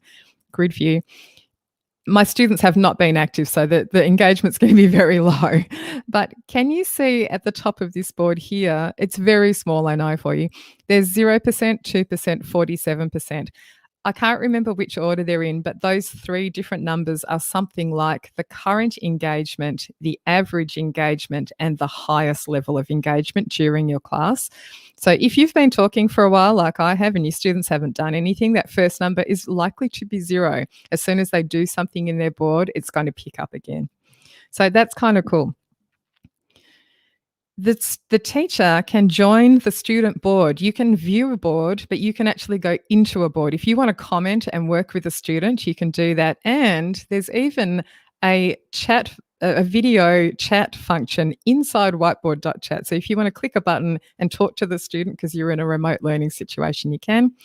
And you can even click a showcase button to showcase one student's board to the rest of the class, and it does not have their name on it. It's anonymous. See what I mean about all these features? Oh my gosh. Oh, this is what it looks like when you're viewing a student's board. Just you click on the board in that grid view. Then you've got those buttons down the bottom right to join it or to showcase it. Oh, and I did have the engagement tracking there. That's the engagement tracking. And I just can't remember the order of the numbers, but it's something like that. Good to know. Okay, so yes, change the default tool to move and scale. objects for students to move, you must enable them. You'll know soon enough if you haven't. And these two things down the bottom, honestly, go and watch some videos on YouTube if you want to understand and learn about their auto correction feature. So the way this works is you can set up a box which is a drop zone, and basically you can define what needs to go into that box in order for students to get the answer correct. So let's say you have I want you to add into this box note values that add up to 16. You could have note values there, and then the students drag them into the box. You define what goes into that box and it adds them up automatically or not. You can do it with text objects and all sorts of things. It's involved. So anyway, go and watch a YouTube video. I've put a link to a couple in there. And there is a tiles function where you can make your own matching games, your own pairs games, matching pairs up, or flashcards. So one thing on one side, one thing on the other, and students can test their knowledge. Again, go watch some videos. All right, general tips before I head to the question and answer time. My advice is, as I said, create backgrounds elsewhere and then leave the movable objects to create in the whiteboard. And definitely test things yourself first. I've put this down because honestly, I've made backgrounds of, for instance, stave lines and then put them into one of the whiteboards. And then I'm like, that's way too small for anyone to draw on, like ridiculously small. So I go back to Sibelius and make it a bigger stave and then save it again. Because when you add it as a background, you don't have an opportunity to resize it at that point. It has to be the right size before you get it to the whiteboard software. So just make sure you test everything out. Thank you. It wasn't too bad today. 11:20, yes. I feel like it's an achievement if I get under an hour and a half for these webinars. So PD certificate, I don't even know if I put that in the document for you, Amy, midnightmusic.com.au/PD whiteboard. So if you head there, PD certificate. I'm going to confess I did not test that ahead of the webinar, so hopefully it's working okay. I know you'll tell us soon enough if it's not. All right. Webinar replay link will be sent within 24 hours, and there'll be a copy of the slides and also the link again to the PD certificate form and the Wakelet collection. So hopefully you got the Wakelet collection. I think I pinned the link to the top of the chat window. And before I just stop sharing my screen, the next webinar, I didn't pop the date down. I can put it in. It'll be mid-May. And by popular demand, well, actually, due to a voting form that I had going, this one floated up with one other as the next two topics that I'll do. So next month I'm going to do Soundtrap, Band Lab, and GarageBand lesson plan ideas, because basically all of those software programs work in roughly the same sort of way, and you can kind of do the same things in all of them. And the June webinar is going to be about best free tech resources. That was the most popular one in the voting form, but I'm leaving it till June because each June, July-ish time, we put out a new copy of the Ultimate Guide to Free Music Tech Resources. So we'll have it ready for the June webinar, and I'll highlight some stuff in there. All right, I'm going to switch over to the chat window and the question and answer. And Amy, do you want to come on? And yeah, hold on, I'm adding you. Add to stream. Side by side, us. Hooray. Can you unmute yourself, hopefully? Hey, great webinar. We have some great questions. It is interesting you talk about whiteboard.chat, because tomorrow night I have to go on to an ISTE certified webinar where we get 4 minutes to throw things out there. And whiteboard.chat is one of the topics I'm reading here is what you can do with whiteboard.chat. And I was like, oh my gosh, I just learned so much. Of course now. I'm going to be like, hey, you don't know about the instruments. Go bring in the instruments.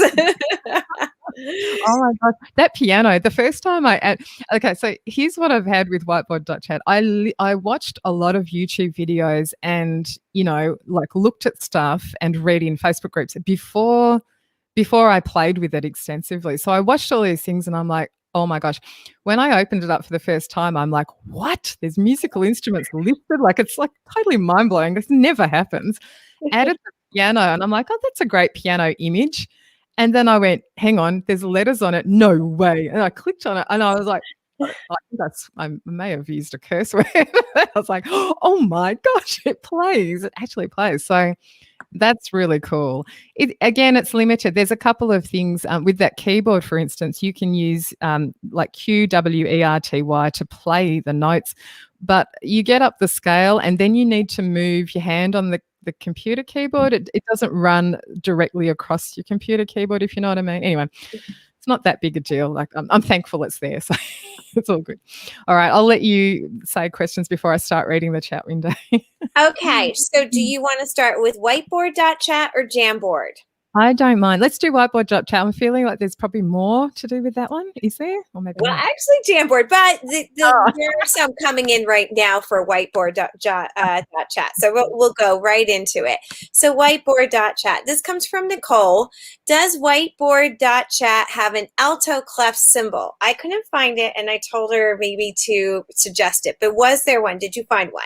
I don't think so. I didn't look for it specifically, though. I have a feeling not. I think there's just treble and bass, which is why I often try to make, when I'm making resources, I often try to include it because I feel sorry for the alto and tenor clef people. Having played bassoon, I feel for you. Yeah, so if there isn't something in that menu, so one thing that you can do, which I didn't show, you can add your own notation images. So for instance, I think I have an alto clef. Once you remove the background from it, the alto and the tenor obviously looks the same. So I've got an alto/tenor clef in my collection. You can add that in to your document and move it around and all that. But also you can actually choose to add it to the manipulatives menu. So I think you hit the select tool, you click on the object, and there's something in that menu to choose, which is like add to palette. And once you do that, then it's in your manipulatives menu in a My Objects little drop-down thing. So if you had the time, you could add a whole heap of things into that. So anything that's not in their menu, you could add to your own little My Objects menu. Definitely useful. Yeah. Wow. Cool. Teresa asks, do students have to give personal information like first and last name? Our board won't allow us to use anything where the students have to sign up to something. Yeah, so great question. All the students you saw in mine were not signed up to anything. So when they first, you send them the link to your board. When they visit the link, all it says is please enter your name. You need something, but they could even enter a code name or a nickname or anything like that. And it can just be a first name. So I just typed in Sarah or John or whatever it is. And then they're not logged in. They're not logged in through Google. They're not logged in through Microsoft, anything. They're not signed up to anything at all, which is a hugely attractive thing to I know a lot of people. So yes, they don't have to. I'm guessing you'll probably need to clear it with your you'll have to check with the people, the district, school, whatever. Just while we're talking, I'm going to add that link to the PD certificate up the top so that it's clickable, because sometimes it's not in. Yeah, it's an attractive thing. Yeah. Yeah. Try to add it. Yeah. I had someone the other day asking about something and I was just like, wow, you just got nothing, have you? Who was that? Someone in our community or on Facebook, I think. It's like she can't use anything. Oh, it was the xylophone. It was the xylophone. It was the xylophone. You're right. Yes, it was. Which seemed ridiculous because it's not even a signing in thing. It was just but you can download it. Yeah, you can download it to your desktop. So that's but then I thought, how are the students going to go there to download it if they can't visit the site? I didn't bother commenting that, and I thought she'll work it out. It is tough though, and you're right. You should always ask your district, because if you don't want to be that one guy when you didn't ask. All right, so Julie has this one. Is there let's see, is this my whiteboard? This was a Jamboard. Hold on. This is Laura. Laura asked, is there a maximum number of students who can be working on either of these? This is in whiteboard. Oh, yeah. Good question. I think so for Jamboard, I feel like it used to be 30, but now it's 50. Is that 50 right? 50 students, 20 pages. We looked it up like you were presenting. Yes. When I was setting mine up, I had to have 2 documents because it said you have reached your maximum page. Great, thank you for that. Yeah, so definitely 20 pages. And I feel like it's used to be 30 students at once, but I think that's now 50. But someone can Google and correct me if I'm wrong. No, we did find that earlier. We put it in the chat earlier. Oh, good. And with whiteboard.chat, I think it's 100, I think. Oh, wow. Again, you know, this is me learning stuff at 11 p.m. last night. I could be wrong about that. Perfect. Let's see. When students join your board, do they see a clone of your board or a blank board? This is from Nicole for whiteboard.chat. Yeah, they see a copy of your board. It's their own copy. So if they're permitted to move things around because you've allowed it, whatever they move won't move on your board, if you know what I mean. Like yours stays intact. The students move their own copy on their board and they can't mess. I haven't tested the group board thing, but I'm pretty certain that I heard in a video that if you had, say, 4 students in one board, something that one adds cannot be deleted by another. I could be wrong about that, but I think that's correct. I don't know though. I'm trying to think how that works in a group board. But anyway, go and watch a couple of collaboration videos about whiteboard.chat. I started to try to learn everything about it, and I'm just like, there's just way too much.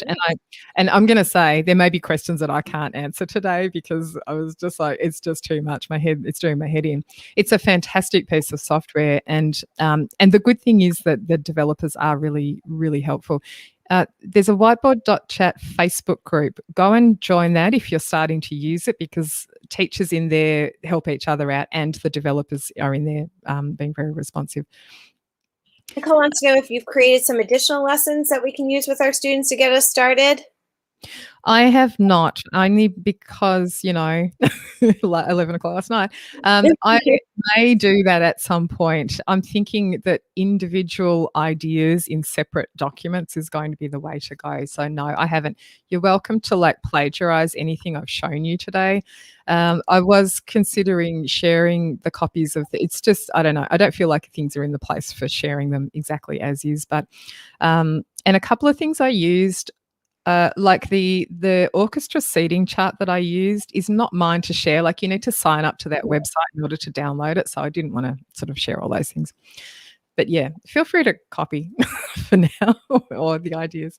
I'm just pause there. I'm updating the message up the top. There's a clickable form link there. That is the PD certificate. I know the link looks different to the one that you've seen. Both will take you to the same place, which is a Google form. All right.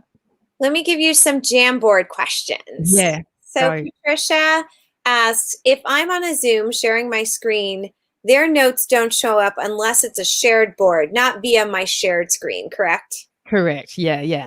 So when you're sharing your screen, it's just like you're sharing anything. Sam asks, can you monitor student sticky notes? Monitor as in check what they're doing on the sticky notes? Or? Well, like I couldn't find, can they put their names on a sticky note? Like some were suggesting we can say Sarah is pink and Maria is blue, and can we monitor these sticky notes? So one thing that I didn't get time to check, actually look at this. So one thing that last year, Jamboard suddenly, I don't know why, suddenly became kind of popular, and lots of people were really going crazy over the fact that you couldn't upload your own backgrounds, because that was just it was almost, I felt like it was unusable without that option. The second thing that everybody was asking for was version history, so that you can see who did what. And in fact, in Jamboard, they now have added this. Google had a whole stack of updates back in Feb, and that I think at that time they added this version history in. And I think, and I haven't looked at it, I'm happy to try and just play with it while I'm talking. Actually, I haven't had anyone in the board, so that's not going to work. It's not going to show me anything. So I think when you look at that, you can see who did what in a board. It's not going to tell you whose sticky note is what. So the suggestion that I've seen floating around is that you get them to write their name on the sticky note and then add the comment underneath or whatever it is that they need to add. So yes, they'd need to write it on. That was why when I did instruments, I said write your name next to the picture of the instrument that you've contributed. Yeah, yeah. And I think there's ways that you can get around it. Maybe they've got their profile picture handy, which is their school photo, or I don't know, anything, but you have to that's a separate thing you'd have to remind them to do. So, yeah. Um, yeah, and if you're all in a collaborative board, you're literally all in the same board. So one way of managing in Jamboard, if you've got 20 students in one single Jamboard, the option is to have them all contributing to a single page all at once. Could get very messy. Or you can actually write the names ahead of time. You would set up blank pages and write the names of the students that you want to use each page. So if you only have 20 students, you've got 20 pages and you write each name at the top of the page. Good idea. Not even on the page itself, but on the title of the page, if you know what I mean. And separately, you could have groups set up. So you might write on the top of one page, it might say Katie and Amy. And so the students come into the session, they go and find the page which has their name on the top, and then they do that thing. So you'll know at least, okay, Katie and Amy were on page 4. What were they thinking? What did they get up to on that page? Anyway, so that is an option. It doesn't stop, though, Katie and Amy from accessing page 17, where Joshua and Jamie are working and messing with Joshua and Jamie's work. And that is the drawback of Jamboard. And you just have to manage, like, if you've got kids that are going to do that, you just might decide not to use Jamboard with that group of kids. So you've really got to weigh that up. Yeah. Helen wants to know, if the pen is tricky to use, what do you use? Yeah. So the pen thing, it's funny. It's going to be a lot better if you are on a touch screen or a tablet where you can draw with your finger or a stylus. You'll see how good I did it. Not at all. My mouse. Mouse is the worst. I do find using the trackpad is better. It's not going to look beautiful, though, if kids are using the trackpad or the mouse. So you, as a teacher, I think, need to bear that in mind if you're getting them to draw treble clef and note heads. And you're like, don't be marking them on perfect note head shapes if they're sort of, what do you call it? They're handicapped by the tool that they're using to create them. So maybe that's not a thing. If you've got if all of your students happen to have laptops with touch screens. So my kids go to a school where the required device is a laptop with a touch screen, then you could require that. So they've got a stylus that they can use and that sort of thing. Or maybe you've got everybody on iPads. So yeah, you kind of got to weigh it up. So yes, it can be difficult. So maybe don't be doing I wouldn't be doing the fine motor skill options with young students. They're just going to get frustrated. No. All right, here's another one from Patricia. So I've never used Jamboard, so perhaps this is a dumb question, but there's no dumb questions. No, and that's what we're here. Yeah, that's what we're here for. So if I share the listening lesson Jamboard with several students, how do I see or know whose sticky notes are whose? You've been answering that. In other words, so do they all add to their own copy of the same Jamboard, and then I am somehow seeing each individual responses? Do they all show up on the same Jamboard? So just to clarify that one more time. Yeah. So you can choose either option, whichever works best for the age of your students and the activity that you're doing, I think. So sometimes I think it's going to be better having every student has a copy of their own Jamboard. And if you're in Google Classroom, they can submit it back to you just the same way as they submit any assignment like Google Doc or Google Slides or spreadsheet or whatever. It's the same kind of thing. They're sending you back a copy for you to look at.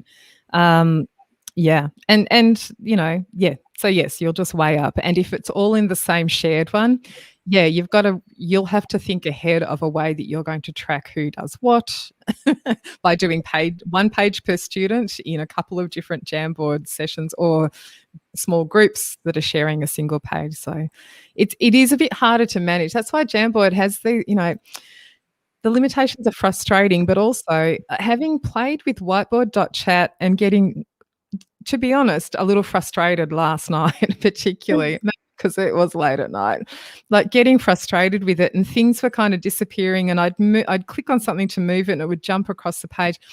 Going back to Jamboard, I was like, oh, it's just it's kind of cleaner and more simple. So, but you get all the tracking in whiteboard.chat is there. So you really weigh up, what is important to you. And that's why I think either of these, just test some very small activities first, I think is the best way to go. And then if that's successful, you can build on it and add to it and that sort of thing. Yeah. So I wanted to remind you, this came up while I was writing all this, add a link to the worksheet that had the keyboard on the bottom of it with the chords, and plus build the chords sheet. You were supposed to add, you wanted to throw that in there. I'll make a note. I will do that after we finish, because to do that, multitasking is going to be bad. I'm going to just open the weight clipboard. What I was going to do with the weight clipboard is add a list up the top of the different sections on the weight clipboard. So I'm just going to say verbally now, the first thing, and I've got headings to separate these out, kind of. Jamboard tutorials is top, and then whiteboard.chat tutorials is underneath that. This is not everything. These are just a few that I handpicked that I thought were useful. And then scrolling down, underneath that, there are templates and lesson ideas. Now, I didn't even mention, there are ready-made templates in many places. So either from teachers, and also, can I just show you maybe I'll just mention verbally in Canva. Oh God, I've got to just share my screen for a minute. Hold on. Let me just quickly show you this. This is Canva. Can you see on the left-hand side here? I know this is small, but on the left-hand side here, if you search online whiteboard in their templates section, all of these little preview images on the left here are templates that you can use as backgrounds in your whiteboards. And they're really just presentation files, but they're kind of designed with boxes and empty spaces for students to drag things onto or move things around. So go and explore those. Many of you know that I love Slides Mania, and on the weight clipboard, I have linked to this here. There's a Slides Mania template, which is designed for use on whiteboards. There's a couple there. Anyway, there's the picture of the day thing. So there's some templates on there that you can use in all the places, and additionally you can set them up too. What was the question? I think I went off on a tangent. No, you were adding. That was to add. But Helen has a question. So Helen had a question about Jamboard, and I tried to clarify because I wasn't quite sure what this meant, but it said, how do you pop things in from outside onto Jamboard? So I wasn't sure if she was asking how to add things. Pop. Do you know what I mean? What she meant by that? By pop things? I'm just suspecting it's like if you've made something in Canva, how do you then get it into one of these options or any of the places? I will show that just briefly. I'm just writing myself a note about add chord worksheets. So on the Weight Clip collection, I'll add the chord worksheet down the bottom, because I've got a section which is resources I use. So things that I showed you in the session today that I used to make the things. I didn't even use all of them, but notation, chord diagrams and stuff. That's the What in the World Unusual Musical Instruments lesson plan, and I will add a link. I'll add a link to the actual worksheet because I don't think I have a blog post about it. It's just something I made as an example. But if you want the orchestra seating chart and that How Mixers Work video, it's all there. So getting back, so let's say you're in Canva. Let me go online whiteboard templates. And this is true. You don't have to be using Canva. The process is going to be the same for all of them. So in Canva, I make my thing. It looks beautiful, and I go to download. So if you're making it in slides, you'll go to the file menu and you'll choose, is the word download? Sometimes it's different in Google products and it annoys me. I'm looking for the word download for ages and then it's something else. Anyway, whatever it is, you're going to download this one page as an image file. So I choose this. Now, by default, it's giving me PDF as the format. I'm going to click that because I don't want that. I want PNG. Now, in Canva, I have a whole stack of pages in this document. I'm going to choose, this is page, what page is this? I have no idea. I can see it at the preview. Let's just say it's this, it's page 6 or so. And then I'm going to go done. And it's now going to download just page 6 as an image, and I'll hit download. Let's go into my downloads folder. And then I'm going to go across. It says, you've saved your design. It gives you a little pat on the back every time you've done that. I love it. Go across to Jamboard. And then have I got a blank slide left? Katie, are you supposed to be sharing your screen right now? Oh, sharing. Oh my gosh. I'm envisioning this in my head. Oh, that was terrible. I need to replay it. Replay. Ah, man, totally forgot. Thank you, Amy. Okay. Everyone's going, you idiot. All right, I'm back in Canva. This is just the quick version again. So made the thing, hit download, choose the file type up here. So PNG, choose which page, because I've got 21 pages. I don't want all of them downloaded. I just want one single one. And then hit done. I won't do that because I've already done it. Then I'm going to go across to Jamboard. I've got a blank slide here and I'm going to choose set background. Now, this is the same in whiteboard.chat. So in whiteboard.chat, you'll choose upload image, I think is the button. Set background, choose my own personal image, and then I'm going to find it. Now, with Jamboard, you have to upload it. Let me just drag it across here from downloads. Hold on. So I'm dragging it here. That was from my downloads folder, which you couldn't see, but it's there. And then it's going to just insert it into the Jamboard. And then it's not you can't, I'm clicking and dragging, but it's not moving. It's just in the background and you can't do anything with it at that point. So that's the same process. If you make something in PowerPoint or in, Google Slides, it's the same for all of them. And the same for all of these whiteboard products. Hopefully that made sense. And hopefully that was the correct answer to the problem and we didn't actually interpret the question wrong. Well, yeah, I guess so, or we'll see it in the chat. It's cool. Kirsty asked this, and this was like a lot of us were trying to figure this out. Okay. Can you play audio from Jamboard? And it sounds like the answer is no, but yeah, okay. So, and the username is Siba Salik. So if that's totally not how it's supposed to be pronounced, I apologize. Here's an audio idea that I've tried. When searching for an image, type the name of the piece of music and the performer. Name a piece plus performer name. I've been able to get a YouTube link to come onto the Jamboard and the video will play. Really? Well, that's cool. I haven't tried that. Awesome. I'll test that out. That's really cool. Too. Yeah, so that's a shout out to Siba Salik. That's really cool. I feel like I did read that somewhere and I think I might have just dismissed it thinking, no, that can't be right. Oh, that's cool. I'm going to just do it while we're looking. Oh, while I'm so, okay. So, yeah. So she said, here's an audio idea I've tried. When searching for an image, type the name of the piece of music and the performer. Name a piece plus performer. Performer. Okay, are you doing that? Okay. Then she's been able to get, I think it's a she, this could be a he, I'm sorry. They've been able to get a YouTube link to come into Jamboard and the video will play. That's very cool. So did it work? Now stop this train in my head because my son. Oh, it's Susan Basilic. Gosh, Susan, I'm so sorry if I've said that incorrectly, but yes, she's made it work. I see a little, I see a little, I'm testing this out right She's now. testing it. Great. Is it going to play? Oh, it looks like a video, but it's not playing. Oh, that's disappointing. Hold on. I feel like I might have chosen the wrong thing. She's on the chat right now, so. Okay. Well, maybe you need to tell me what to type in. Maybe I'm doing it wrong. Oh. No, I've got an image, but no, it's not playing.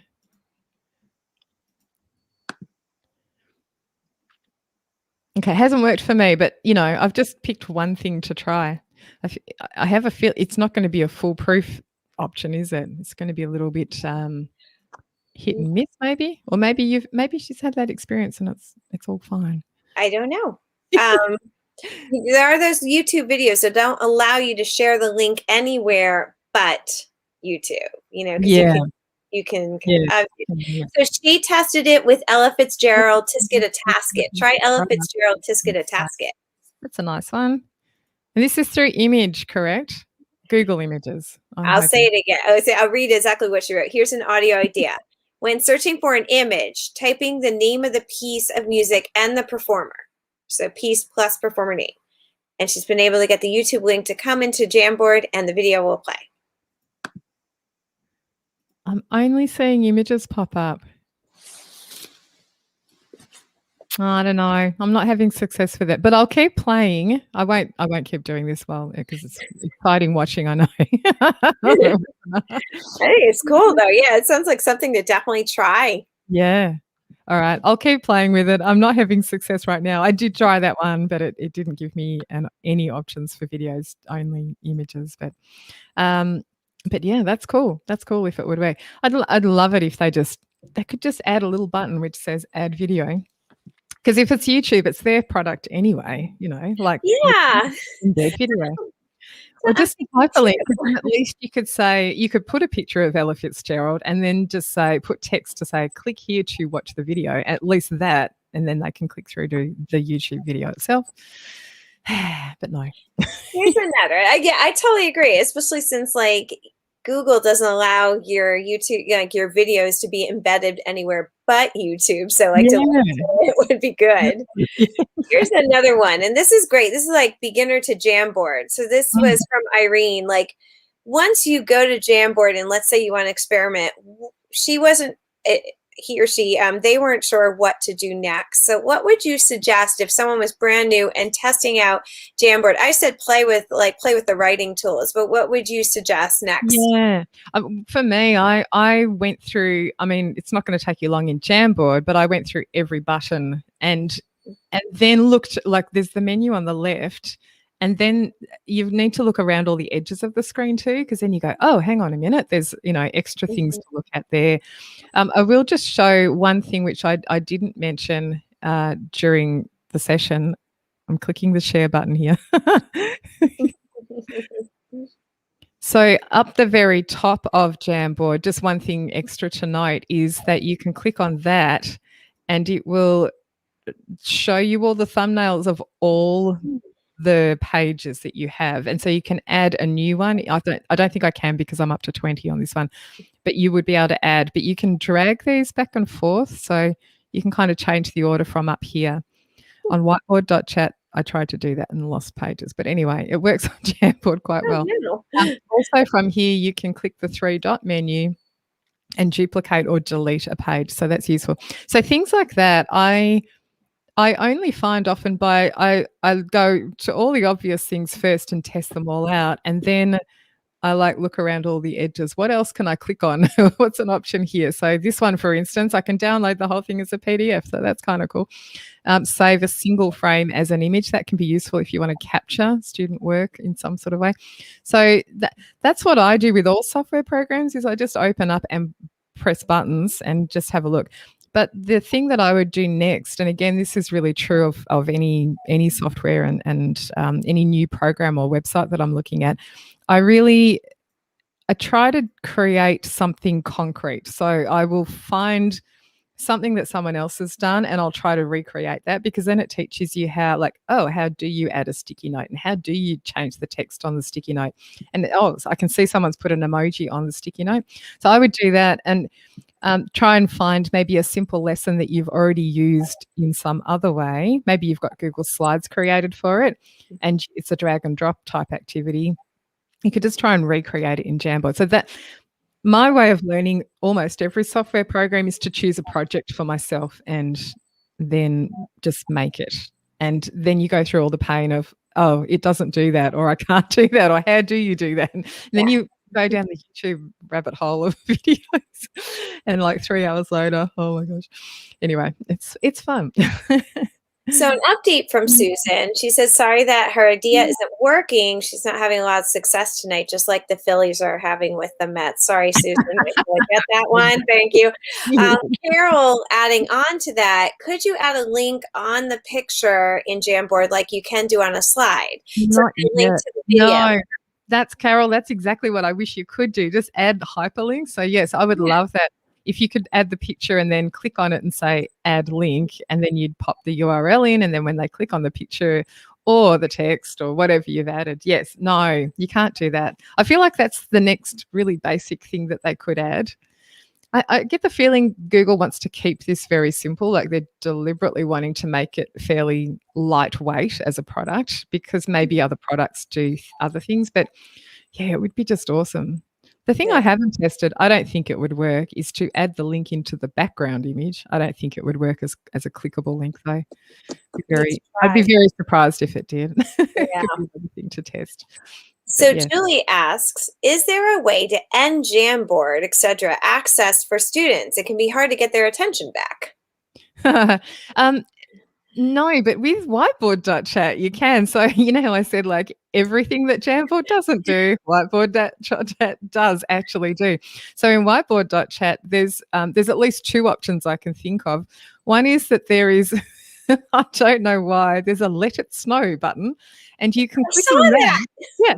And literally snow comes down and everything just stops. And it's like a little brain break. It's only for about 10 seconds. So yeah, you can do that. The other thing with Tapping whiteboard.chat, yeah, it's hilarious. More snow, more snow. It's very funny for those of us in Australia where it does not snow. We just don't have that, but it's novel. But the other thing you can do in whiteboard.chat is that you can lock things. So you can just say lock everything except for the teacher's board, because they can't do anything on their board then, and so they have to focus on yours because there's no choice. They have to. Yeah, so yes, there's all the controls in whiteboard.chat. I have a feeling there's even more other options, like other controls, but I can't remember. Whiteboard.chat, they literally every single week, I think it's every week, do a live webinar for basics, and they do a live webinar for advanced. And I was thinking, when you go to their YouTube channel, you can see the basics webinar from last week, and you can see the basics webinar from 2 weeks ago and 4 weeks ago and 2 months ago. And I'm like, why would they do these webinars? Because a basics webinar is a basics webinar. Like, do it once and then you don't need to do a live webinar anymore. Just people watch the replay. But I really think it's because they are constantly adding and updating the software, and so things are changing all the time. So maybe that's why. Um, do go and watch. So I would go to their channel on YouTube and choose, I think I've linked them anyway in the Wakelet board, choose the latest basics webinar. And then after you've watched that, choose the most recent advanced one. The earlier ones might be also worth watching because I suspect they cover different things in each one, but they're going to give you the most up-to-date info there. And in those webinars, like, I learned even a few things where I'm like, oh, I did not know that was an option. Like, there's just so much stuff in there, particularly the advanced webinar. So yeah, so definitely do that. There's just all sorts of controls, and yeah, pretty much everything you wish to do as a teacher in terms of managing the students within that environment. Yeah, you can do. There's not been one thing that you can't do that I've thought of, like, oh, I wish you could lock all the boards. Well, yes, you can. So, yeah. It does not shock me that Jamboard doesn't allow you to like lock or stop access. I mean, even Google Meets, it took them a year into the I pandemic know. for us Yeah. to finally be able to end the call. Which Like, is ridiculous. It's so ridiculous. I don't understand why they take so long to do a very basic. That's why with Jamboard, like, for months, everybody's going, oh gosh, we love Jamboard, but if only you could upload your own background. Like, that was the first thing that everyone really wanted. And the other things that I've seen are this option to do version history, track things somehow. So at least there's that now too. But again, it took them like a year or 6 months at least to do those things. And like, they have all the people there, and I feel like some of the requests, they're not difficult requests. They're things that they have in other software already. From a coding point of view, I can't imagine that they're incredibly hard to implement. Like a hyperlink up. And to be honest, when it first came out, there was no option to just add a text box. No option for text box. So that was another one. I'm like, really? You can't just add a text box? Like, you had to do a sticky note and then make the background transparent. And there's no formatting in a sticky note. So you can't make the text appear on one line. It's only underneath each other, depending on how much text is in there. Like, you're just really limited. yeah. At least And last question here. yeah. So it was from Laura, and it's if the students are making a copy, do they not see the other students' answers as well? Not if it's a copy, because it's like an individual standalone copy for themselves. And unless you make it that shared, so the link from a Google point of view, and we're talking Jamboard here, I'm presuming, the link will be to, the end of the link. If it's the edit link, then they all are in the same document. And if it's the copy link, that they've got their own copy. Right. It's that forced copy. Yeah. And as a teacher, you can't really, if they've got their own copies, then you can't see it until the student shares it back to you or with you. As opposed to whiteboard.chat, like if you really need that functionality frequently, whiteboard.chat has it, in all time, in all situations. So as a teacher, you can see everything in real time. You can go into one student's board. You can showcase a student's board. You can allow group boards. Like you've just got every single combination, permutation. Brielle, thank you. And Katie, can you use Jamboard or Whiteboard.chat into a PowerPoint? I don't think you could link to your whiteboard.chat or your Jamboard from, like you'd open up PowerPoint and then you'd click through and it would have to open in its own window. So no, it's not like it's not like embedded in there or anything like that. Yeah, Jamboard is only embedded, I find, in Google Meets. Yes, correct. Yeah. I've not seen it anywhere else, but you could definitely link to it from other places. Yeah, both of them just have a link option, so that's really useful. Thank you, Teresa. I think we did it. I think we got all the questions. Good. Anyway, we should wind up anyway. Do just go and watch videos on YouTube. Like that's how I learned everything. I just played and messed up and lost things. We've all done that though. It's just happening a lot. And when I set up this morning, I'm like, the internet was terrible, or my computer was running slow, or Chrome was running slow. I don't know. Everything was wrong. Things were not loading. Nothing was showing. I did everything. I cleared my history, and it pains me to do that just before a webinar, because then you've got to log back into every single thing. And then I just restarted the laptop. I checked my speed, my internet speed on the speed test website. Yep, that's all fine. Okay, it's not the internet. Like the wind stopped blowing. This is good too. Just everything. And then it seemed to be okay. So that was a relief. And just last question: can these boards be used with Canvas? Says Chris. You would just put a link inside, like you're sharing a link or to an assignment as with anything else. So, so you just say, students, click here. So you're not going to remain in the Canvas environment. You're going to get taken out into Jamboard or whiteboard.chat. Yeah, so that's all really. All right, we will wind up.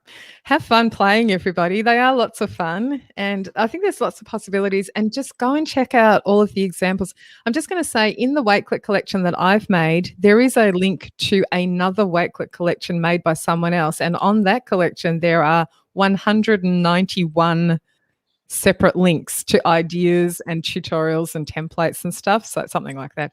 So click through to that, and then you'll have many things to look at. It's good. All right. Thank you, Amy, again. Thank you. Thanks, Meg. Thanks, Chris. Glad that it was useful.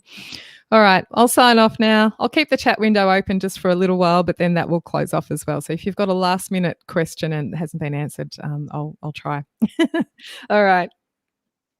Thanks. Bye, everyone.